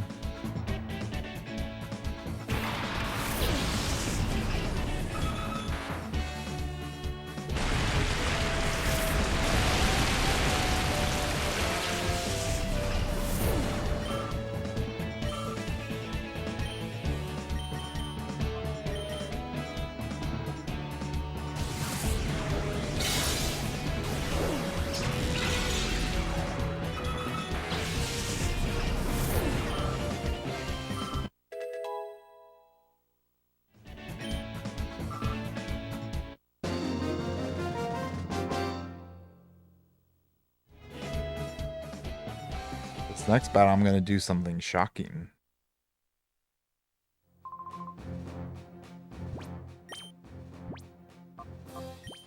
Taking Espeon out. Even though he's my lowest level, I like Salamence. He would be really strong in here if I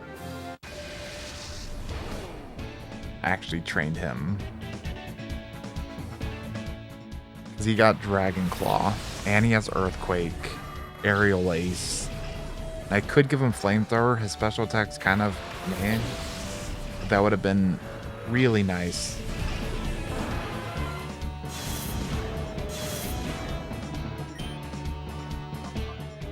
But this whole trainer's team is all dark Pokemon. So Espeon could only use Swift to do meaningful damage. And Bite might actually do more.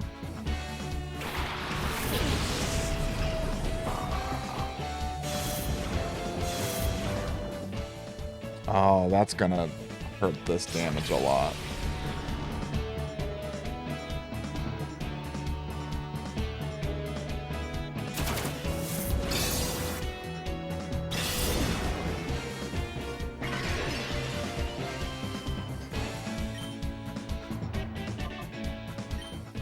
I'll just start doing Dragon Claw over there.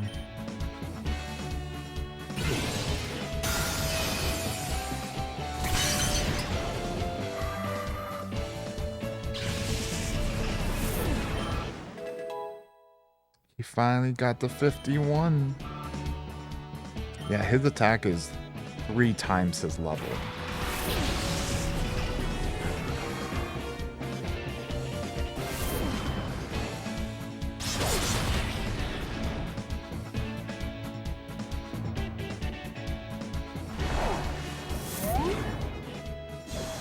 Unfortunate.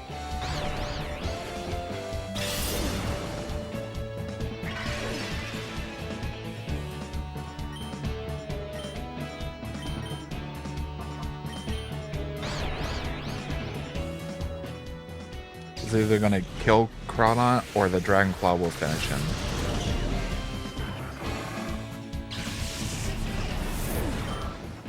We just mash A now. And remember to put Espeon back in after this.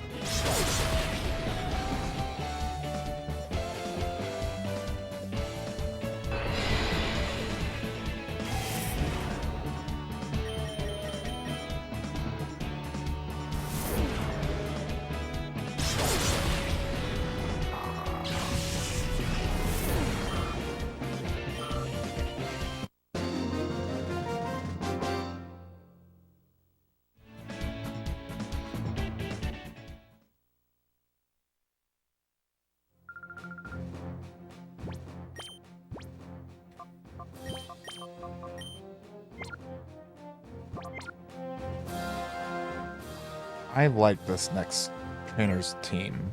Like, this is a team I could see myself using.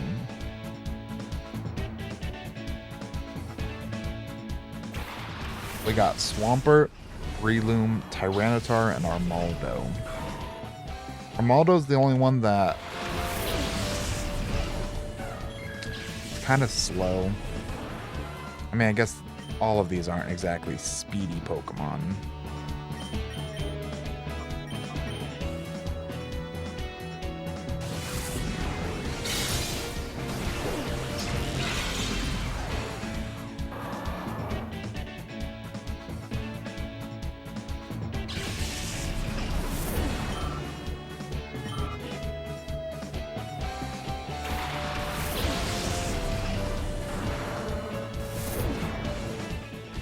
Oh, Sandstorm.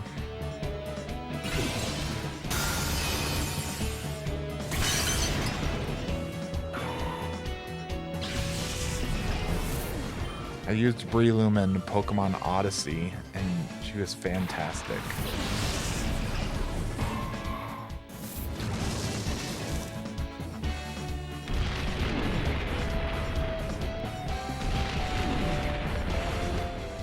But Waterfall is actually, ideal for both of these people. Alright, Tyranitar is the scary one. If he has Crunch...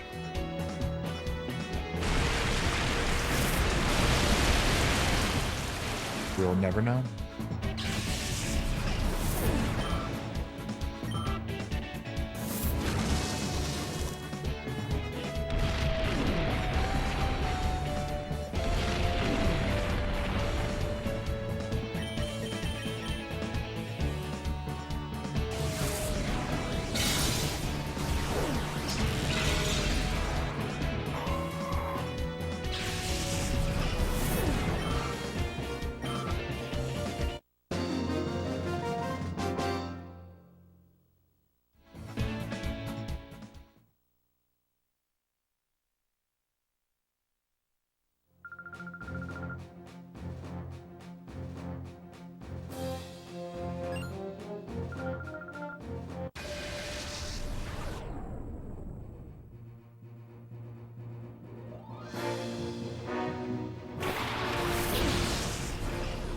So,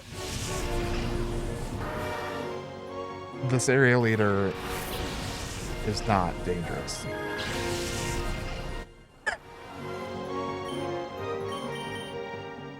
All her Pokemon are either weak to Psychic, or Starmie has something that's double super effective on them.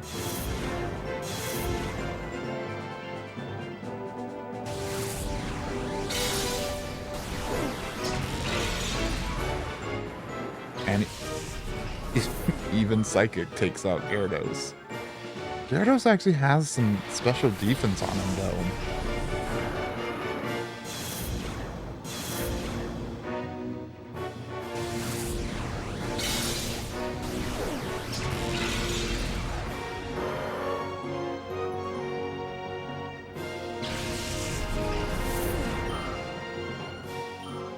Salamence does have Crunch.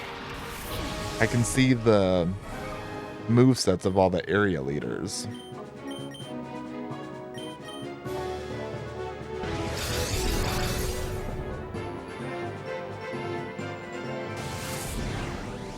Like Heracross has Bulk Up, Body Slam, Brick Break, and Mega Horn. Gyarados actually didn't have any water type moves, but that's not that surprising. He would have probably done Dragon Dance and then Hyper Beams. Or Thrash.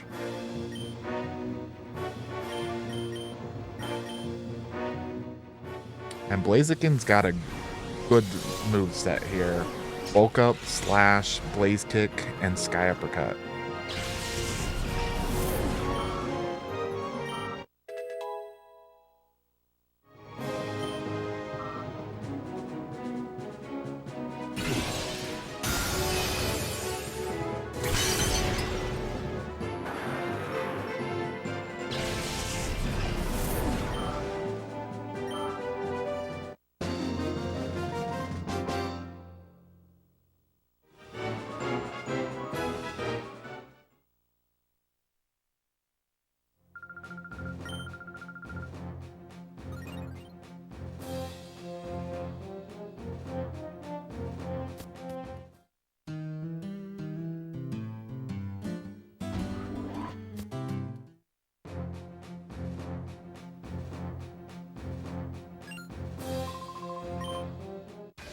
I don't remember anyone in this whole area being problematic.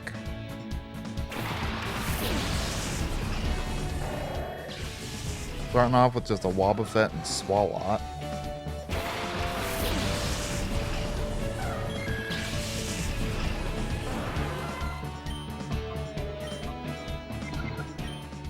Oh. Bite on Wobbuffet. Psychic on Swalot.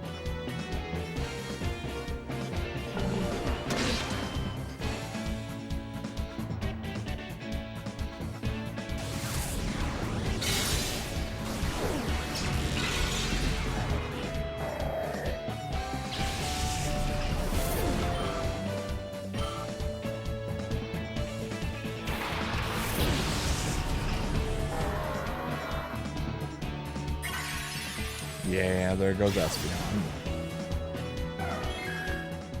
That's always a risk with Wobbuffet, but it's not exactly worrisome.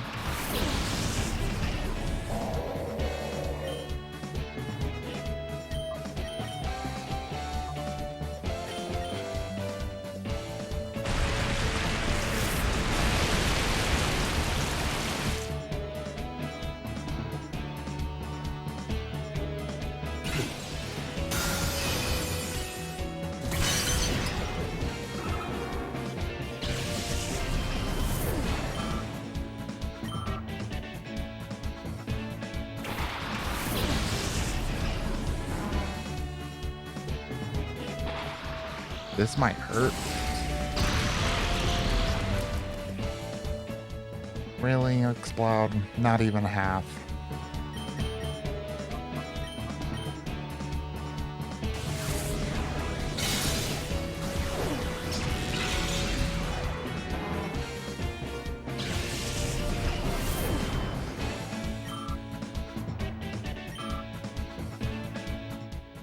Oh, is Starmie caught up in level with Espeon now?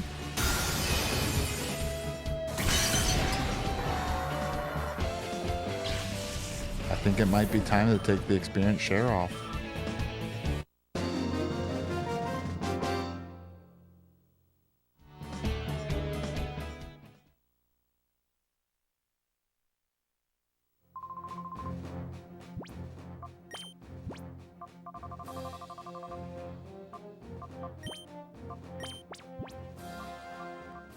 Still a level behind, but that's fine.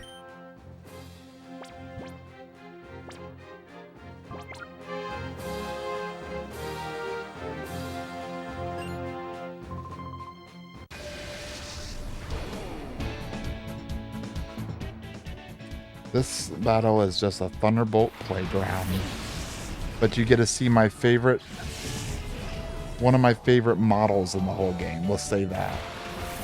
I love Wailord in Colosseum and XD Gale of Darkness because he's just such a big, like, he's such a big boy.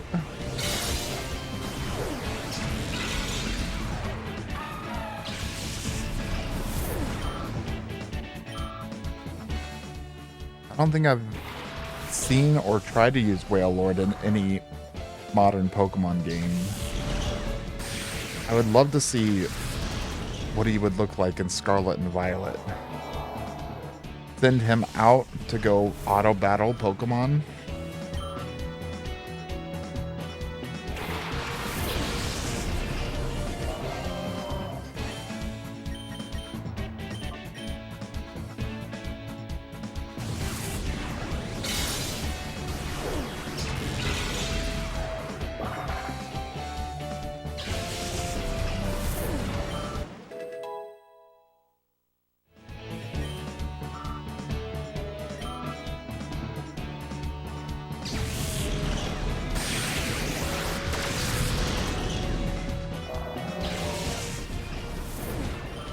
Yeah, all of the trainers here don't exactly look scary. One of them, like 5 trainers from now, has really bad Pokemon. Not fully evolved.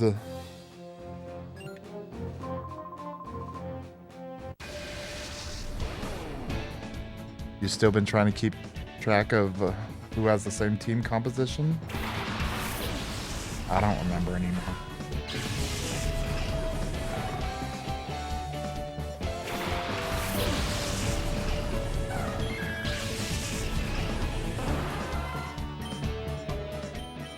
Ah, Shedinja.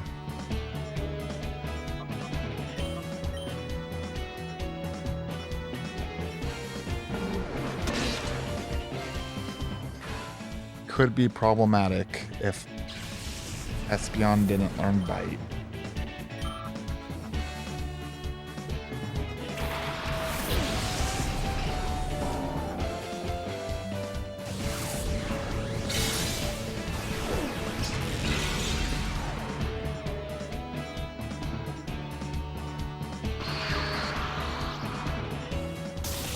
that gonna paralyze?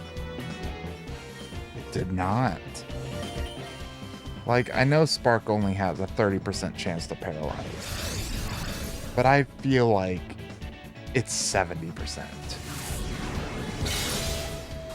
That move always paralyzes in Ruby, Sapphire, Emerald. Not to mention that you typically are fighting Electrites when you're seeing it, and they also have static.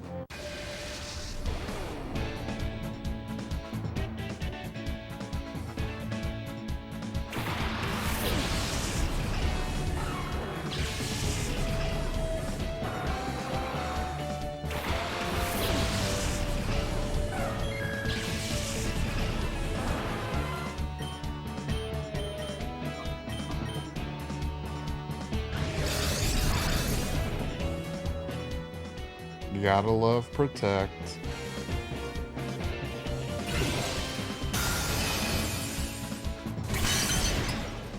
Dun, dun, dun, dun, dun, dun.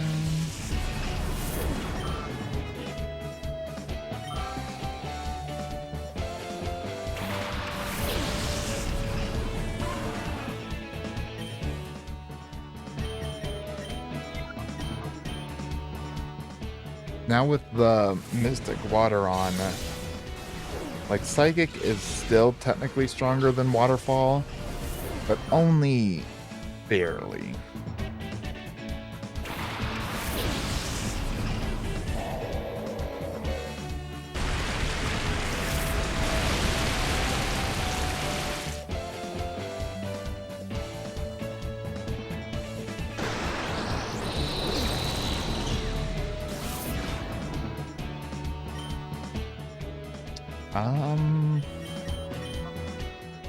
I don't think Thunderbolt would kill Walrein anyway. I also don't think Psychic will, so... Psychic did. Espeon's a beast.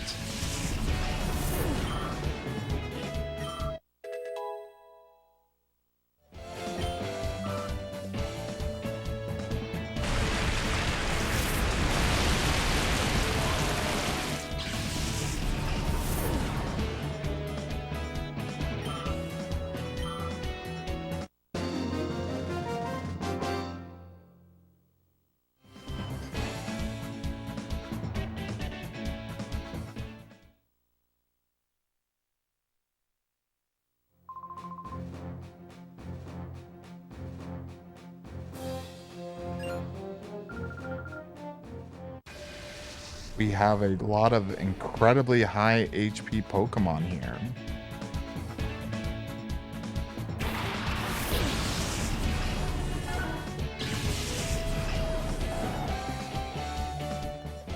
And slacking would be problematic if you weren't slacking. Crazy stats on that boy.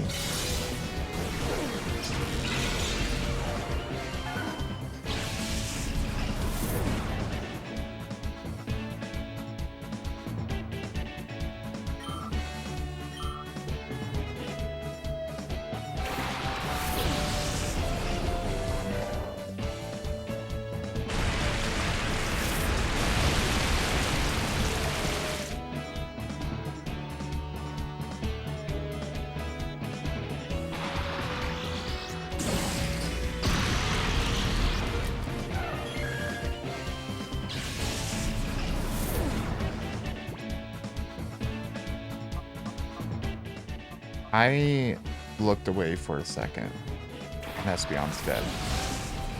I assume Slacking did a hyper beam or something. Well, we're gonna make sure you die. I know you have Truant. I don't care. Okay.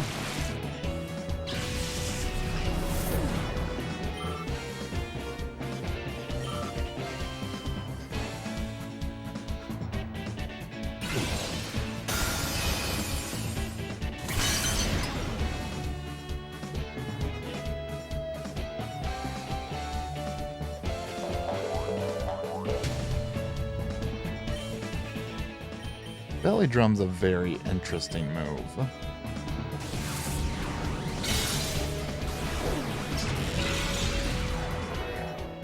Like, it could be so good.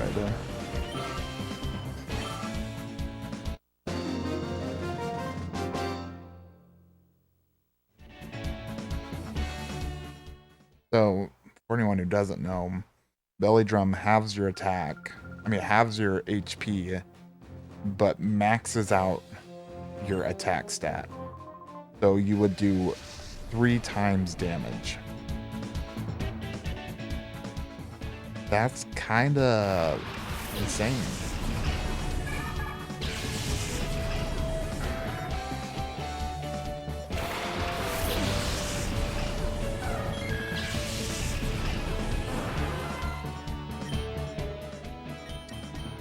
Got a Clamperl and Pelipper. Oh, I remember this battle. Some of my people might die.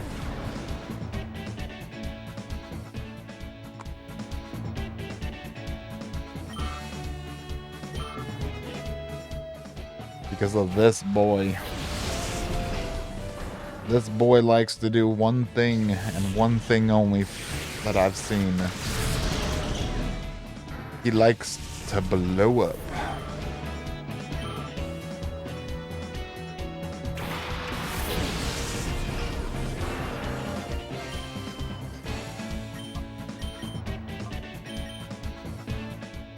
And I guess use Protect. Which I think this means he won't get to blow up. Psychic plus Waterfall should kill him. And every time any fortress in Mount Battle has used Explosion, Espeon dies.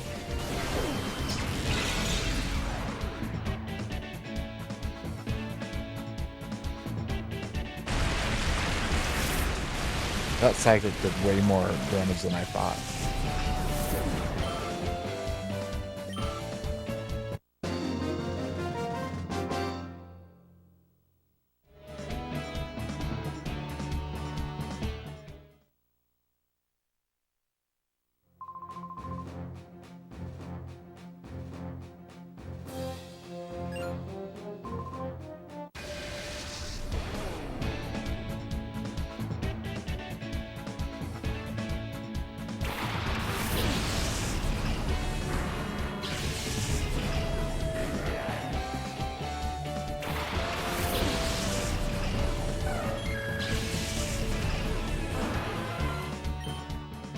So this is the guy I was talking about earlier. He has a Coughing, a Shelgon, Metang, and then Magcargo Torkoal.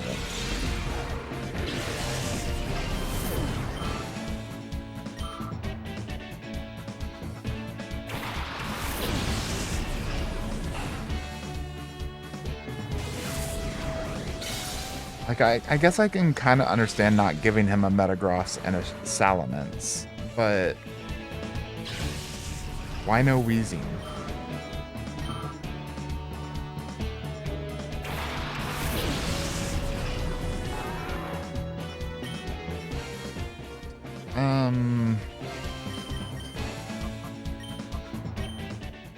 Metagross line of Pokemon is still one I don't have a good answer to,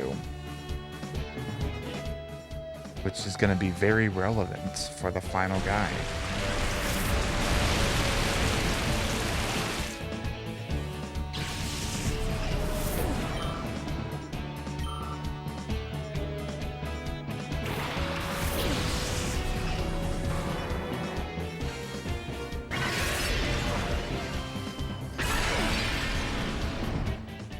Nice.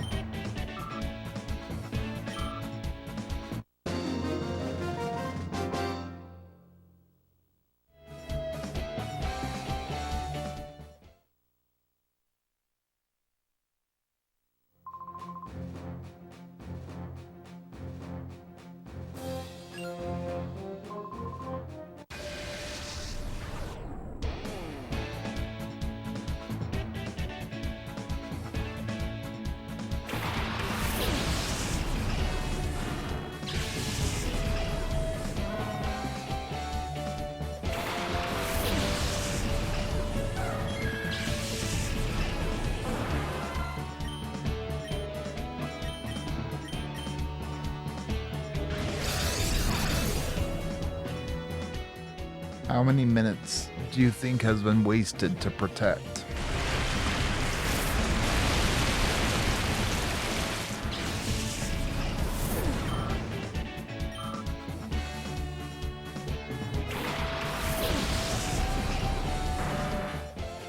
I feel like this one can get somewhat of a pass because you could be convinced that Sandslash was going to do Earthquake.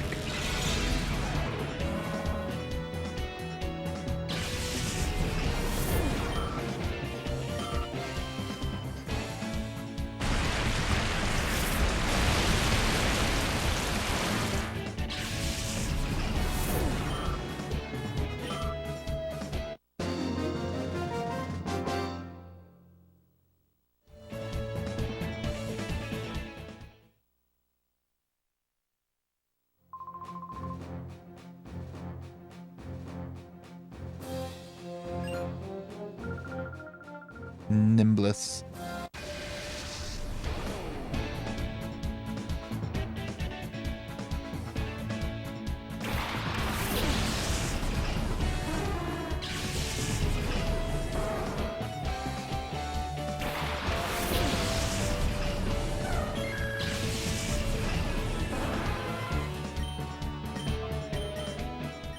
Again, why a Pineco?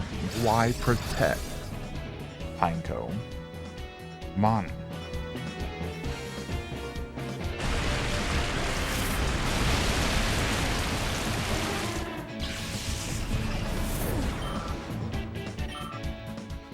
Sudowoodo, I feel like, needs an evolution.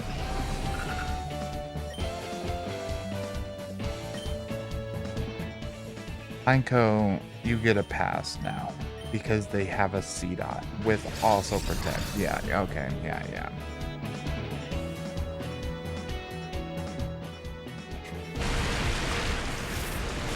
No one gets a pass.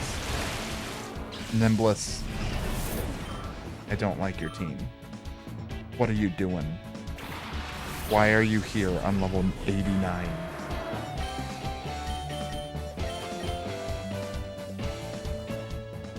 That Graveler would have used Protect.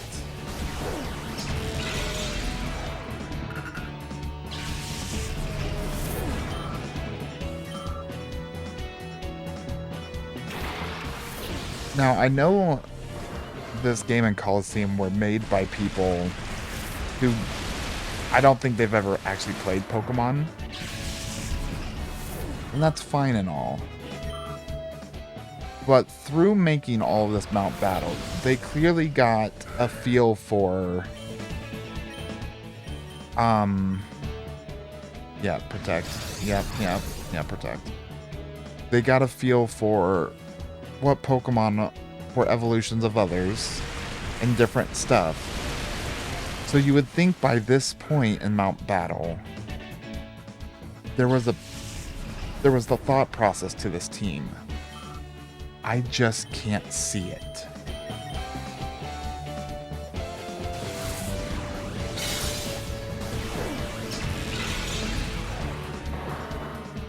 They have a pine cone, a seed, a rock, a petrified tree, and then whatever nose passes, a magnet. Is this... Oh, and then they have wheezing. This is also the first team of 6 trainer. Is that some commentary on looting the natural wild? I don't know.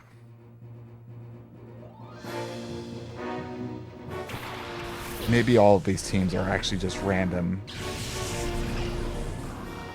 Oh yeah, Regirock's here.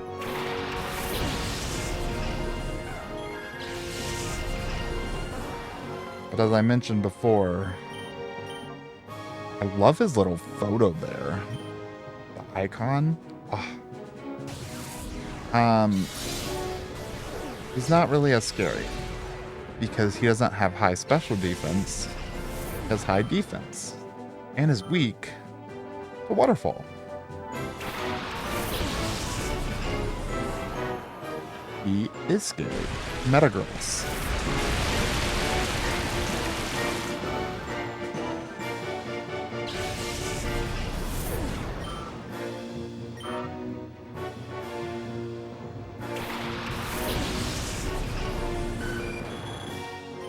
So,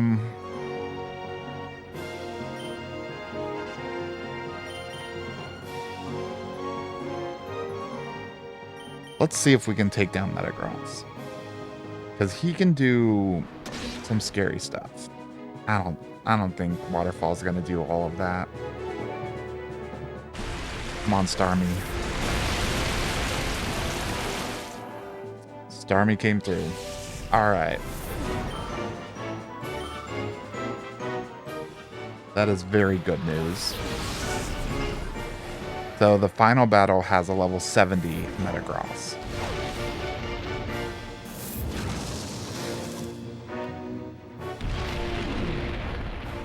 Oh yeah, Espeon's not going to do too much for the rest of this battle.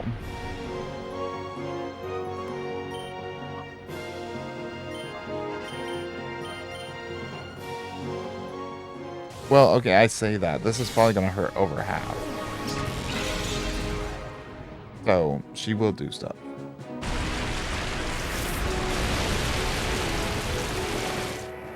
I think I see Steel type, and I think, oh, not very effective, not going to do much.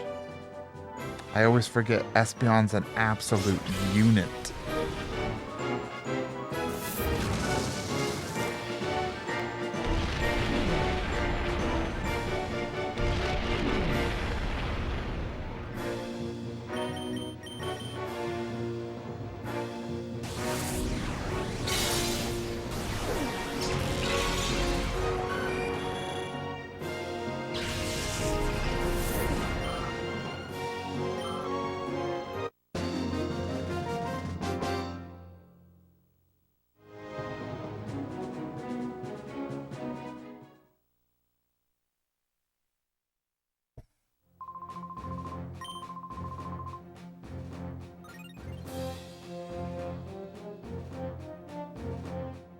It is 10,000 Poke coupons.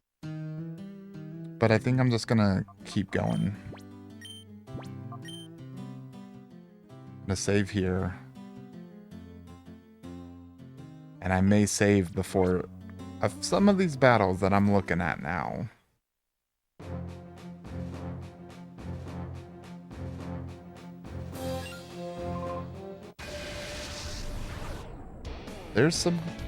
There's some trainers up here.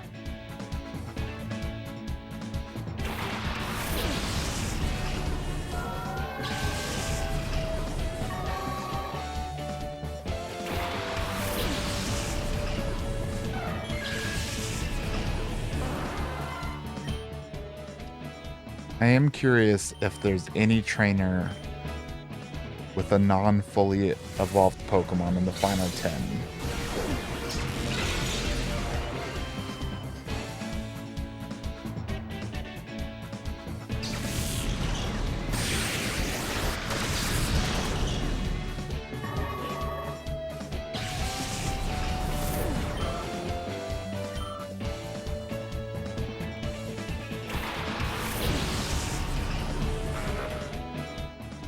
So this is definitely just a pure water trainer.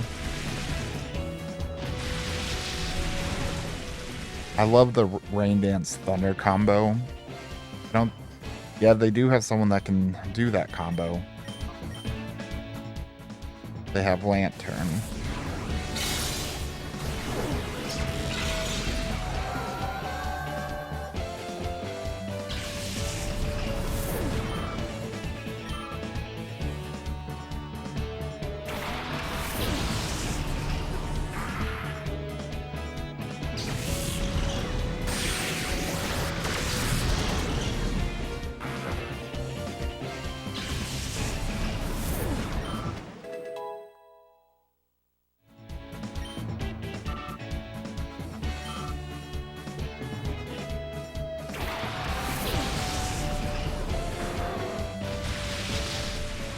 Kingdra's a great Pokemon. I did a Pokemon Coliseum randomizer once. We're going... Yeah, let's see what...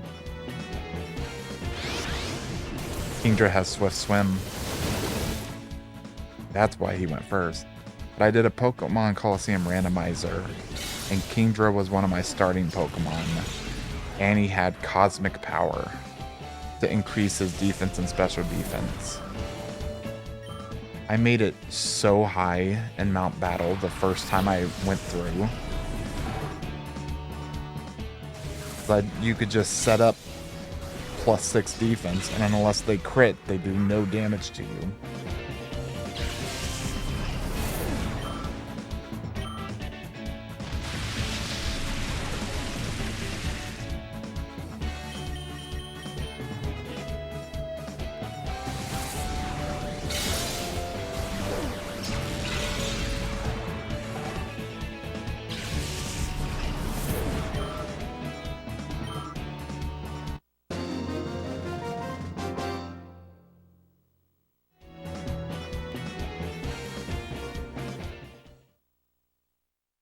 This next trainer would get absolutely blown up if I had 2 Starmies. Water and Ice will just... Well, I guess I have a Walrein that I could throw in.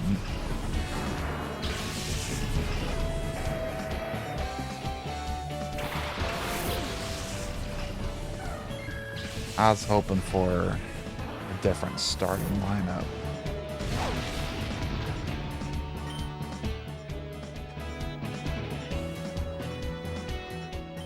Guess we can just do Psychic over there. You know what? Sure. At least it was Espeon's move that didn't. Oh. Waterfall didn't kill, and here comes an Earthquake.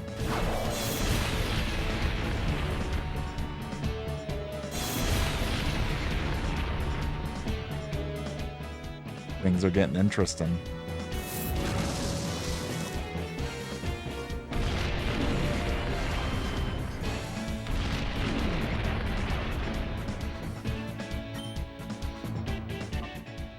I'm just gonna do Bite over there, Waterfall over here, in case they... This should still kill. There's always a chance they reversed it. Tyranitar Protect, Aggron, Earthquake.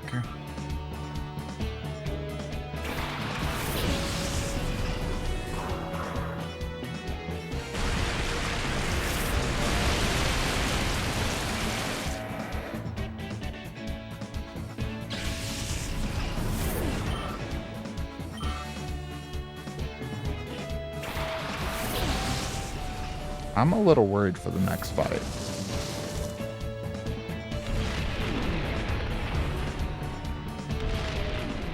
I will save before it.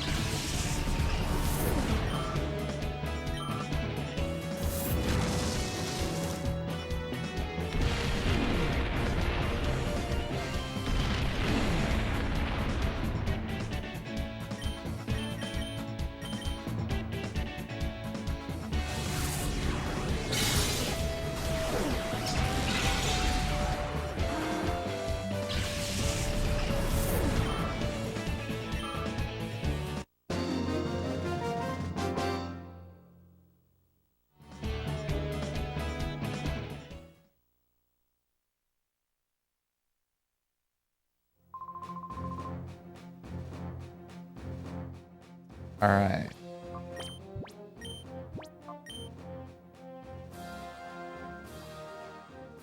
There's not a single Pokemon on this team that I for sure can say I can kill in one hit and won't be dangerous. We're starting with Raikou and Entei. Waterfall could one-shot Raikou.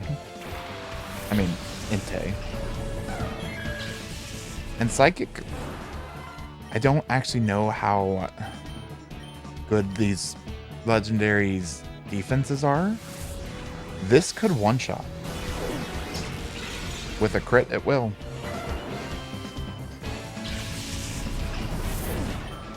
One down. And she also has Espeon, who might actually be the least threatening. So we will let her stay there. But there's a chance she's going to set up Light Screen and start doing Calm Mind. And there's the third Suicune, or Suicune. I don't think Thunderbolt will...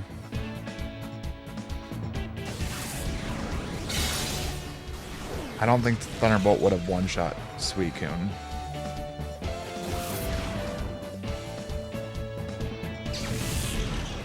Forget Psychic can lower special defense. That just seems unnecessary out of a move that strong already. But I guess a lot of moves like that can. And Umbreon, so glad she sent out Umbreon last.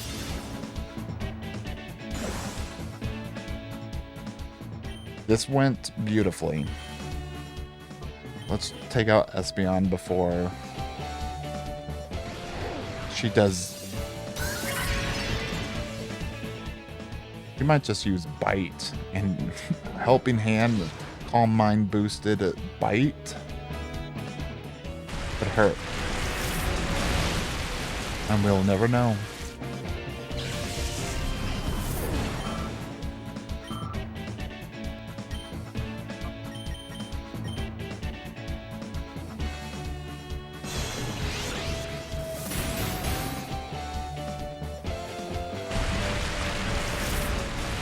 I'm loving all these teams I'm seeing.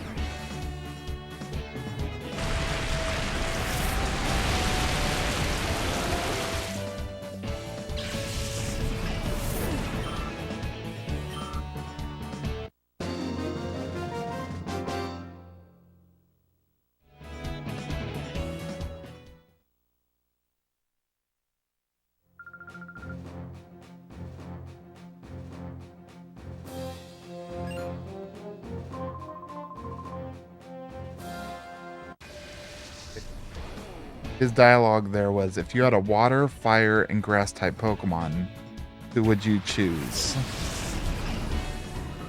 And his team are all of the starters from Gens 2 and 3. So good. Just gonna do Psychics all around.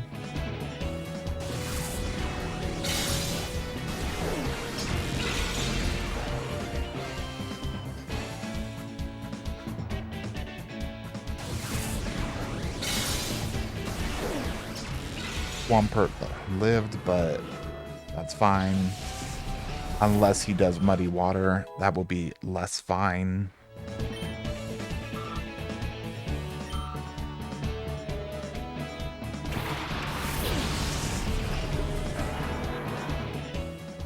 Ice Beam's okay.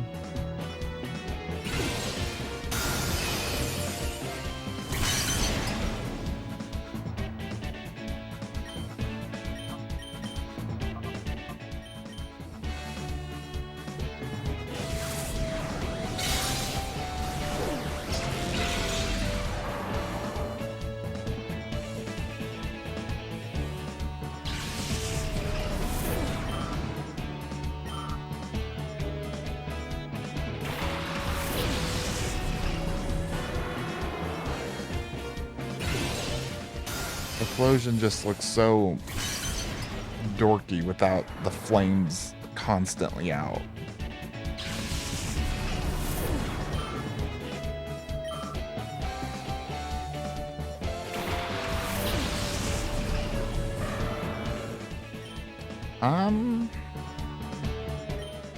What do we think?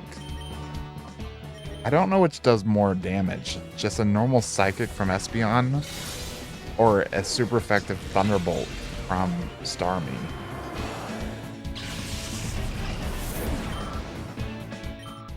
I wrote a program that could tell me, but I'd have to go find it and make sure it still works.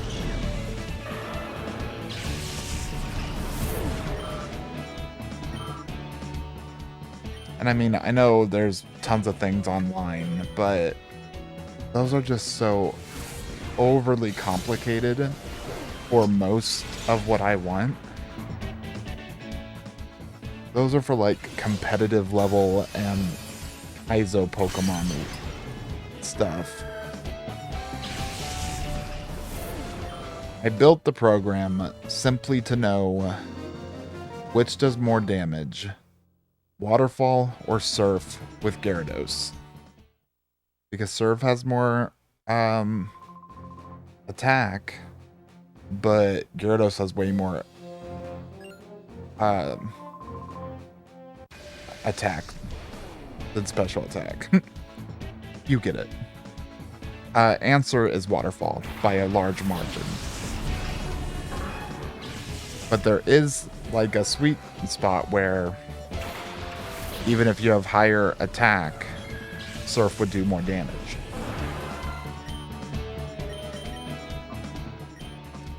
This guy, all these teams, he's got Gyarados, Starmie, Manectric, Rhydon, and Mantine. Mantine?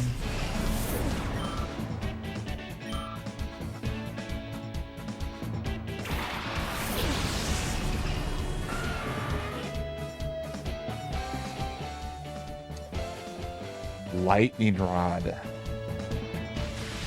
That's amazing. Okay.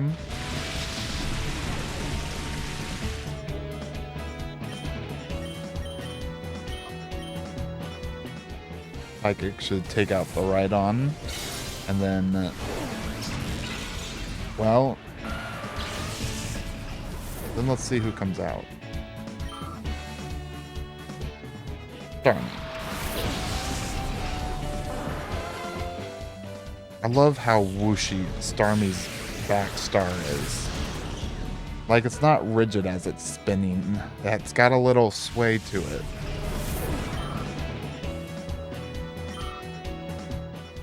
Definitely one of the most animated Pokemon.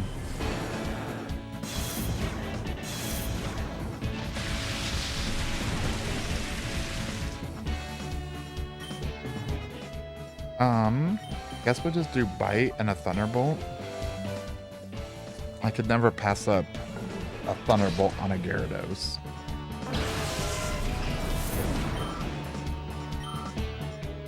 And Espeon made it to level 80 a while ago.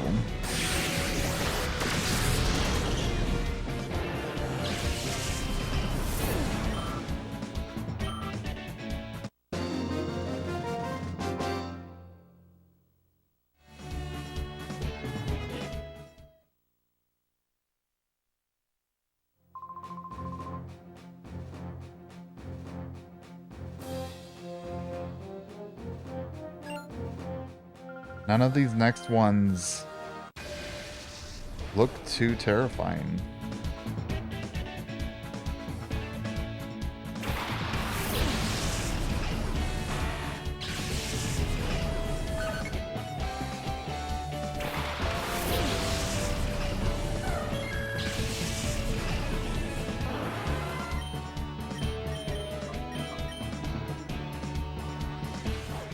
Should have seen that.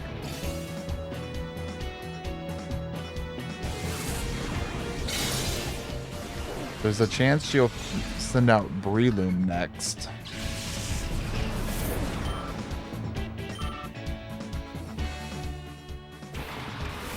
It's Miltank, which means Ice Beam is going to do little to nothing.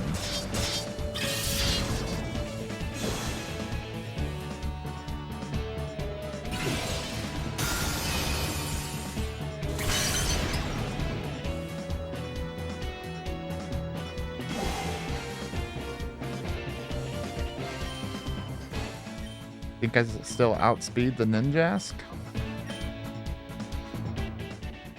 This might kill. This is gonna hurt.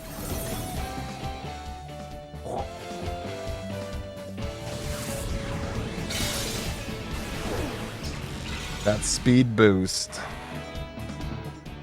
Now Miltank could secure the kill, because Waterfall's not gonna finish him off. He's also a tinky little boy.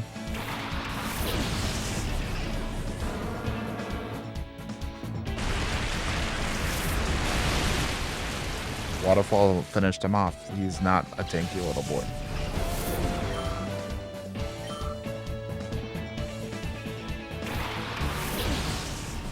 See, even with the 50% boost from same type attack, with the Mystic Water, well, Mystic Water cancels out because Ice Beam just has more attack. How did that kill? Waterfall is special in this game.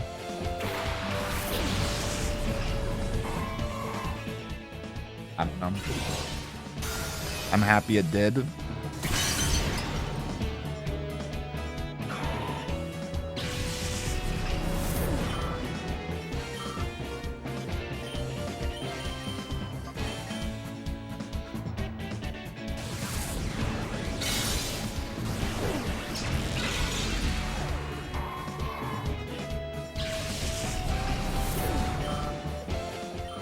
I also wonder how much experience a Pokemon would get not being in the battle, just being in your party with experience share, and you go through this whole thing.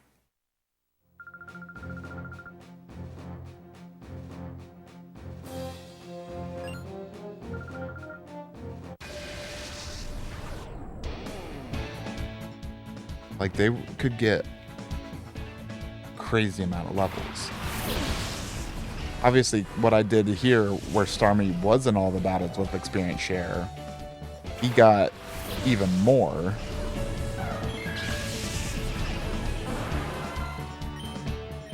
Psychic. Psychic.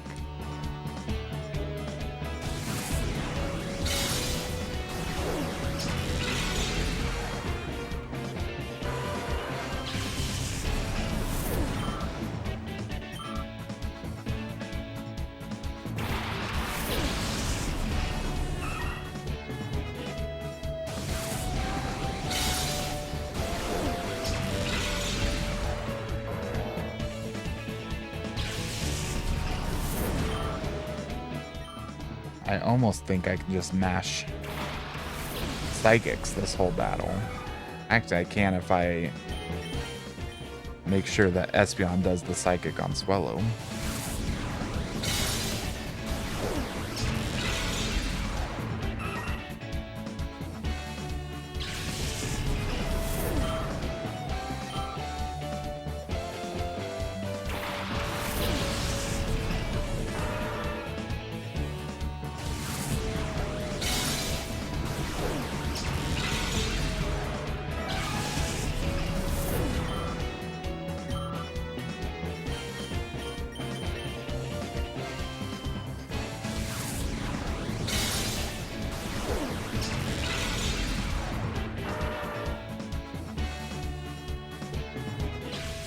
So next battle has 2 Dark-type Pokemon, and we're just hoping he doesn't send them both out at the beginning. Because that would just be annoying. Oh, and one of them's Shiftry. He's gonna use Fake Out.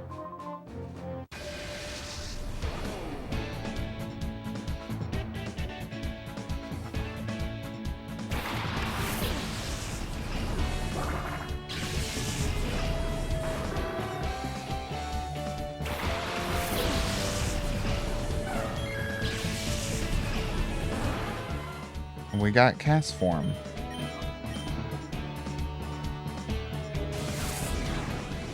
Next trainer, I'm gonna save for them. That is a... It still won't be that bad.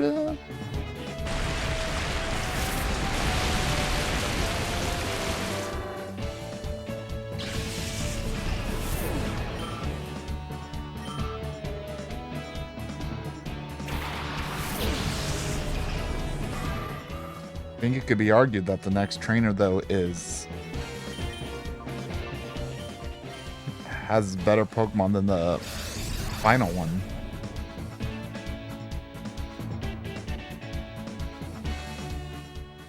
Never mind. I just took a look at the final one. Don't think it can be argued.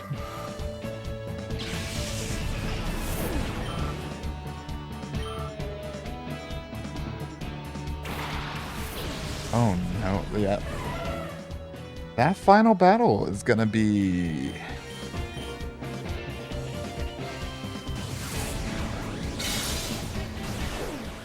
Holy cow. Half of them have Shadow Ball. The only move I have that's super effective on any of them...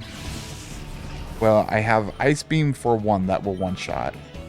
And then Bite for 3 of them. And nothing on the other 2.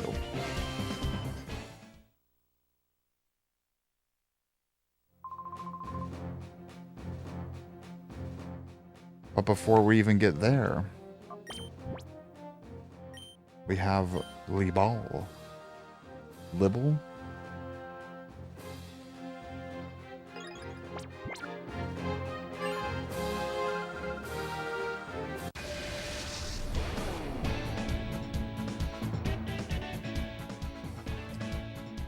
Oh, she's actually called Super Trainer. Starting off nice and easy. Shedinja and Electrode.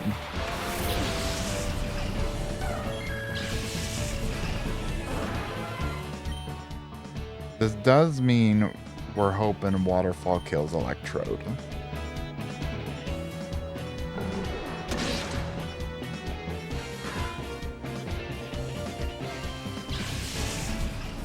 Although, even if he gets a Thunder in on Starmie, I don't know if that will kill him. Electrode's not the greatest.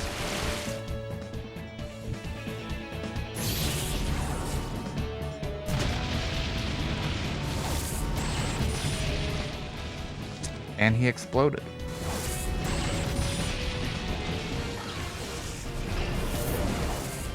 That...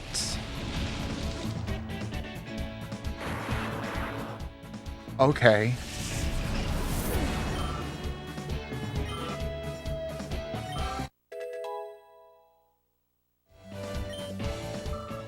Well, we're being thrown into the deep end now. We got Registeel. And Regice back.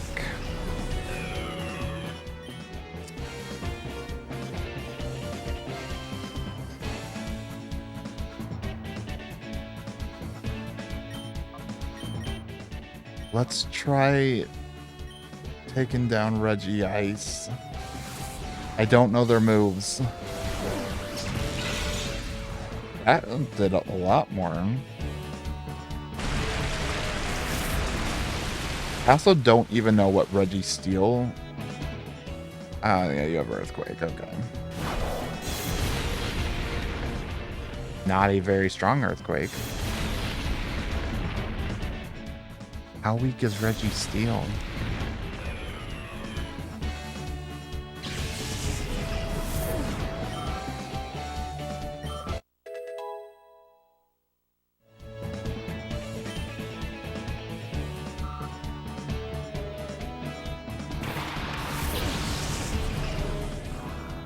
Ah, I see. He has 150 in both defense and special defense. I'll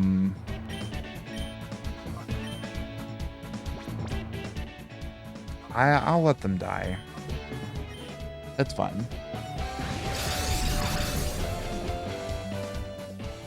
Maybe not, won't even need to. Okay, well, if this one shots, then we'll just spend a turn and heal them up.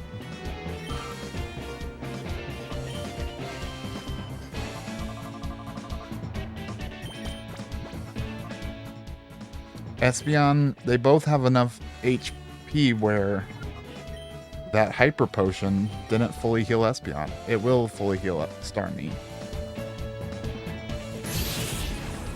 Alright. Registeel exploded.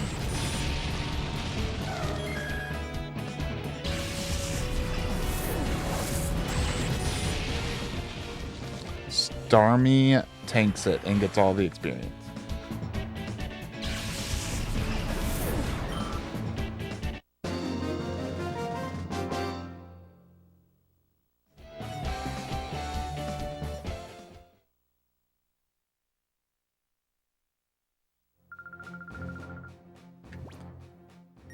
All right, let's save.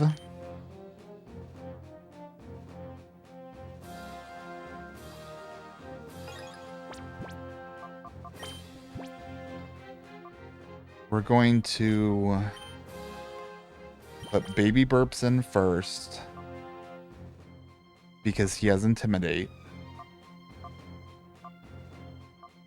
And we hope he sends in...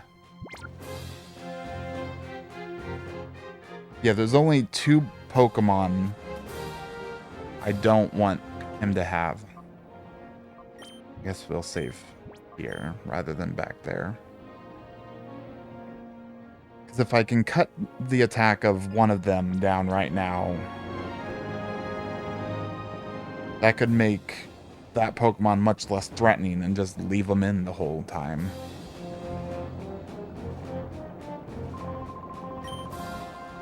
Let me test your abilities in the Mount Battle Coliseum. Who will win? You or I?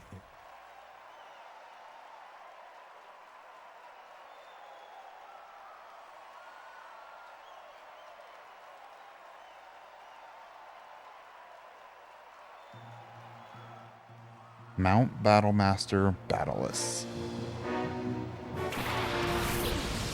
These are 2 perfect people.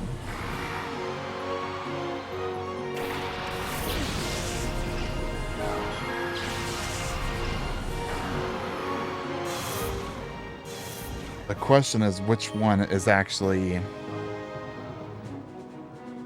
less threatening?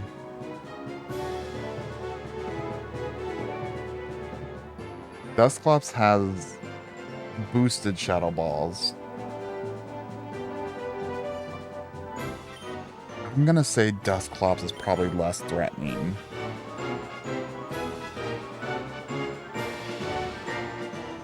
Let's just do a Dragon Claw. I don't think Salamence is gonna last that long.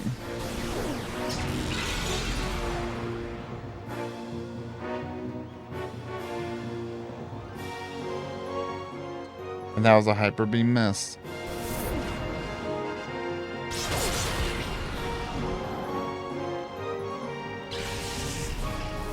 But Dusclops also has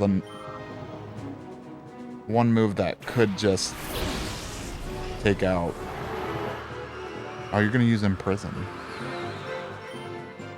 So he has Latios and Latias. I'm kind of hoping they take out Salamence.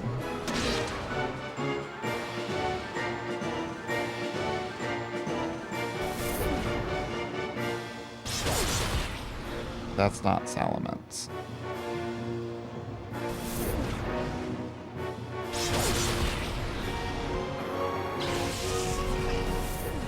He had Ice Beam.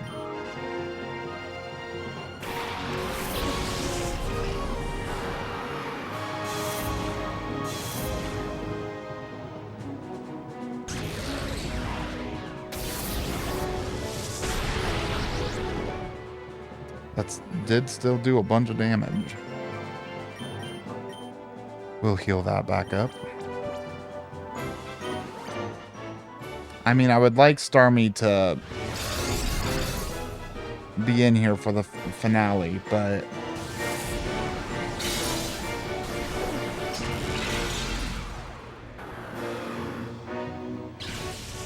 looks like this might just be a victory lap for Espeon, since it's random trainer AI.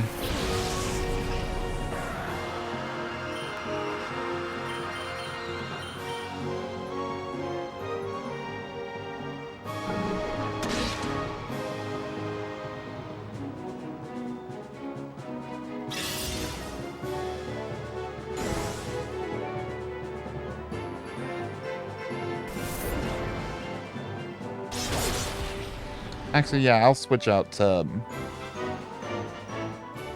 Starmie.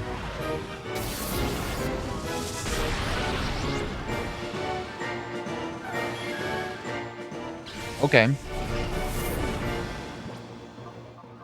The critical hit went through the Intimidate cut. This is why you have max revives.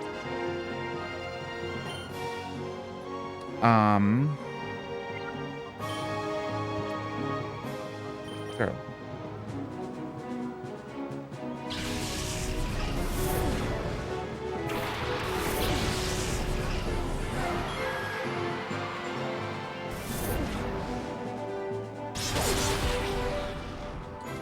Ouch.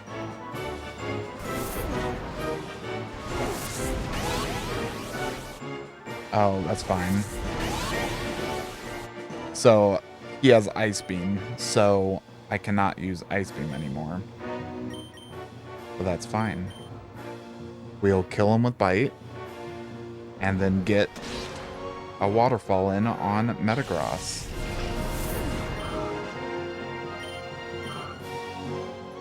Metagross also has Shadow Ball and is not weakened at all. So if he uses it, I don't think he's going to get a chance. This is why I like being overpowered. You better not crit Dusclops.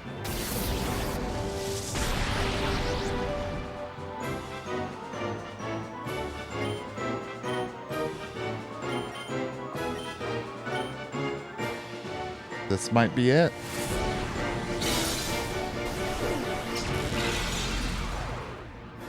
Dusclops tanked the Psychic.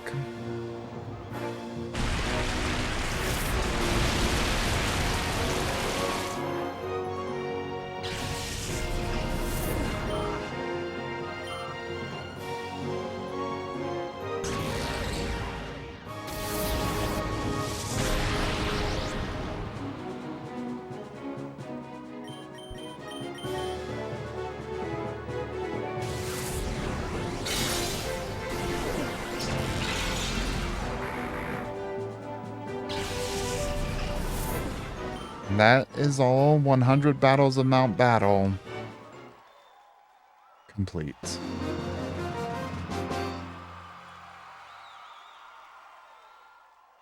Magnificent. And now you can see what the prize is.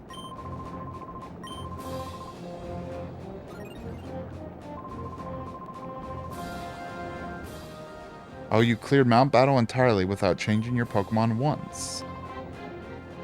I didn't know there was special dialogue for that.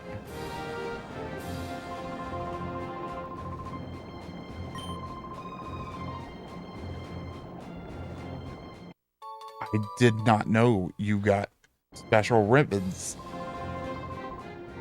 This, I did know. You can grab one of the Gen 2 starters. We will take Chikorita.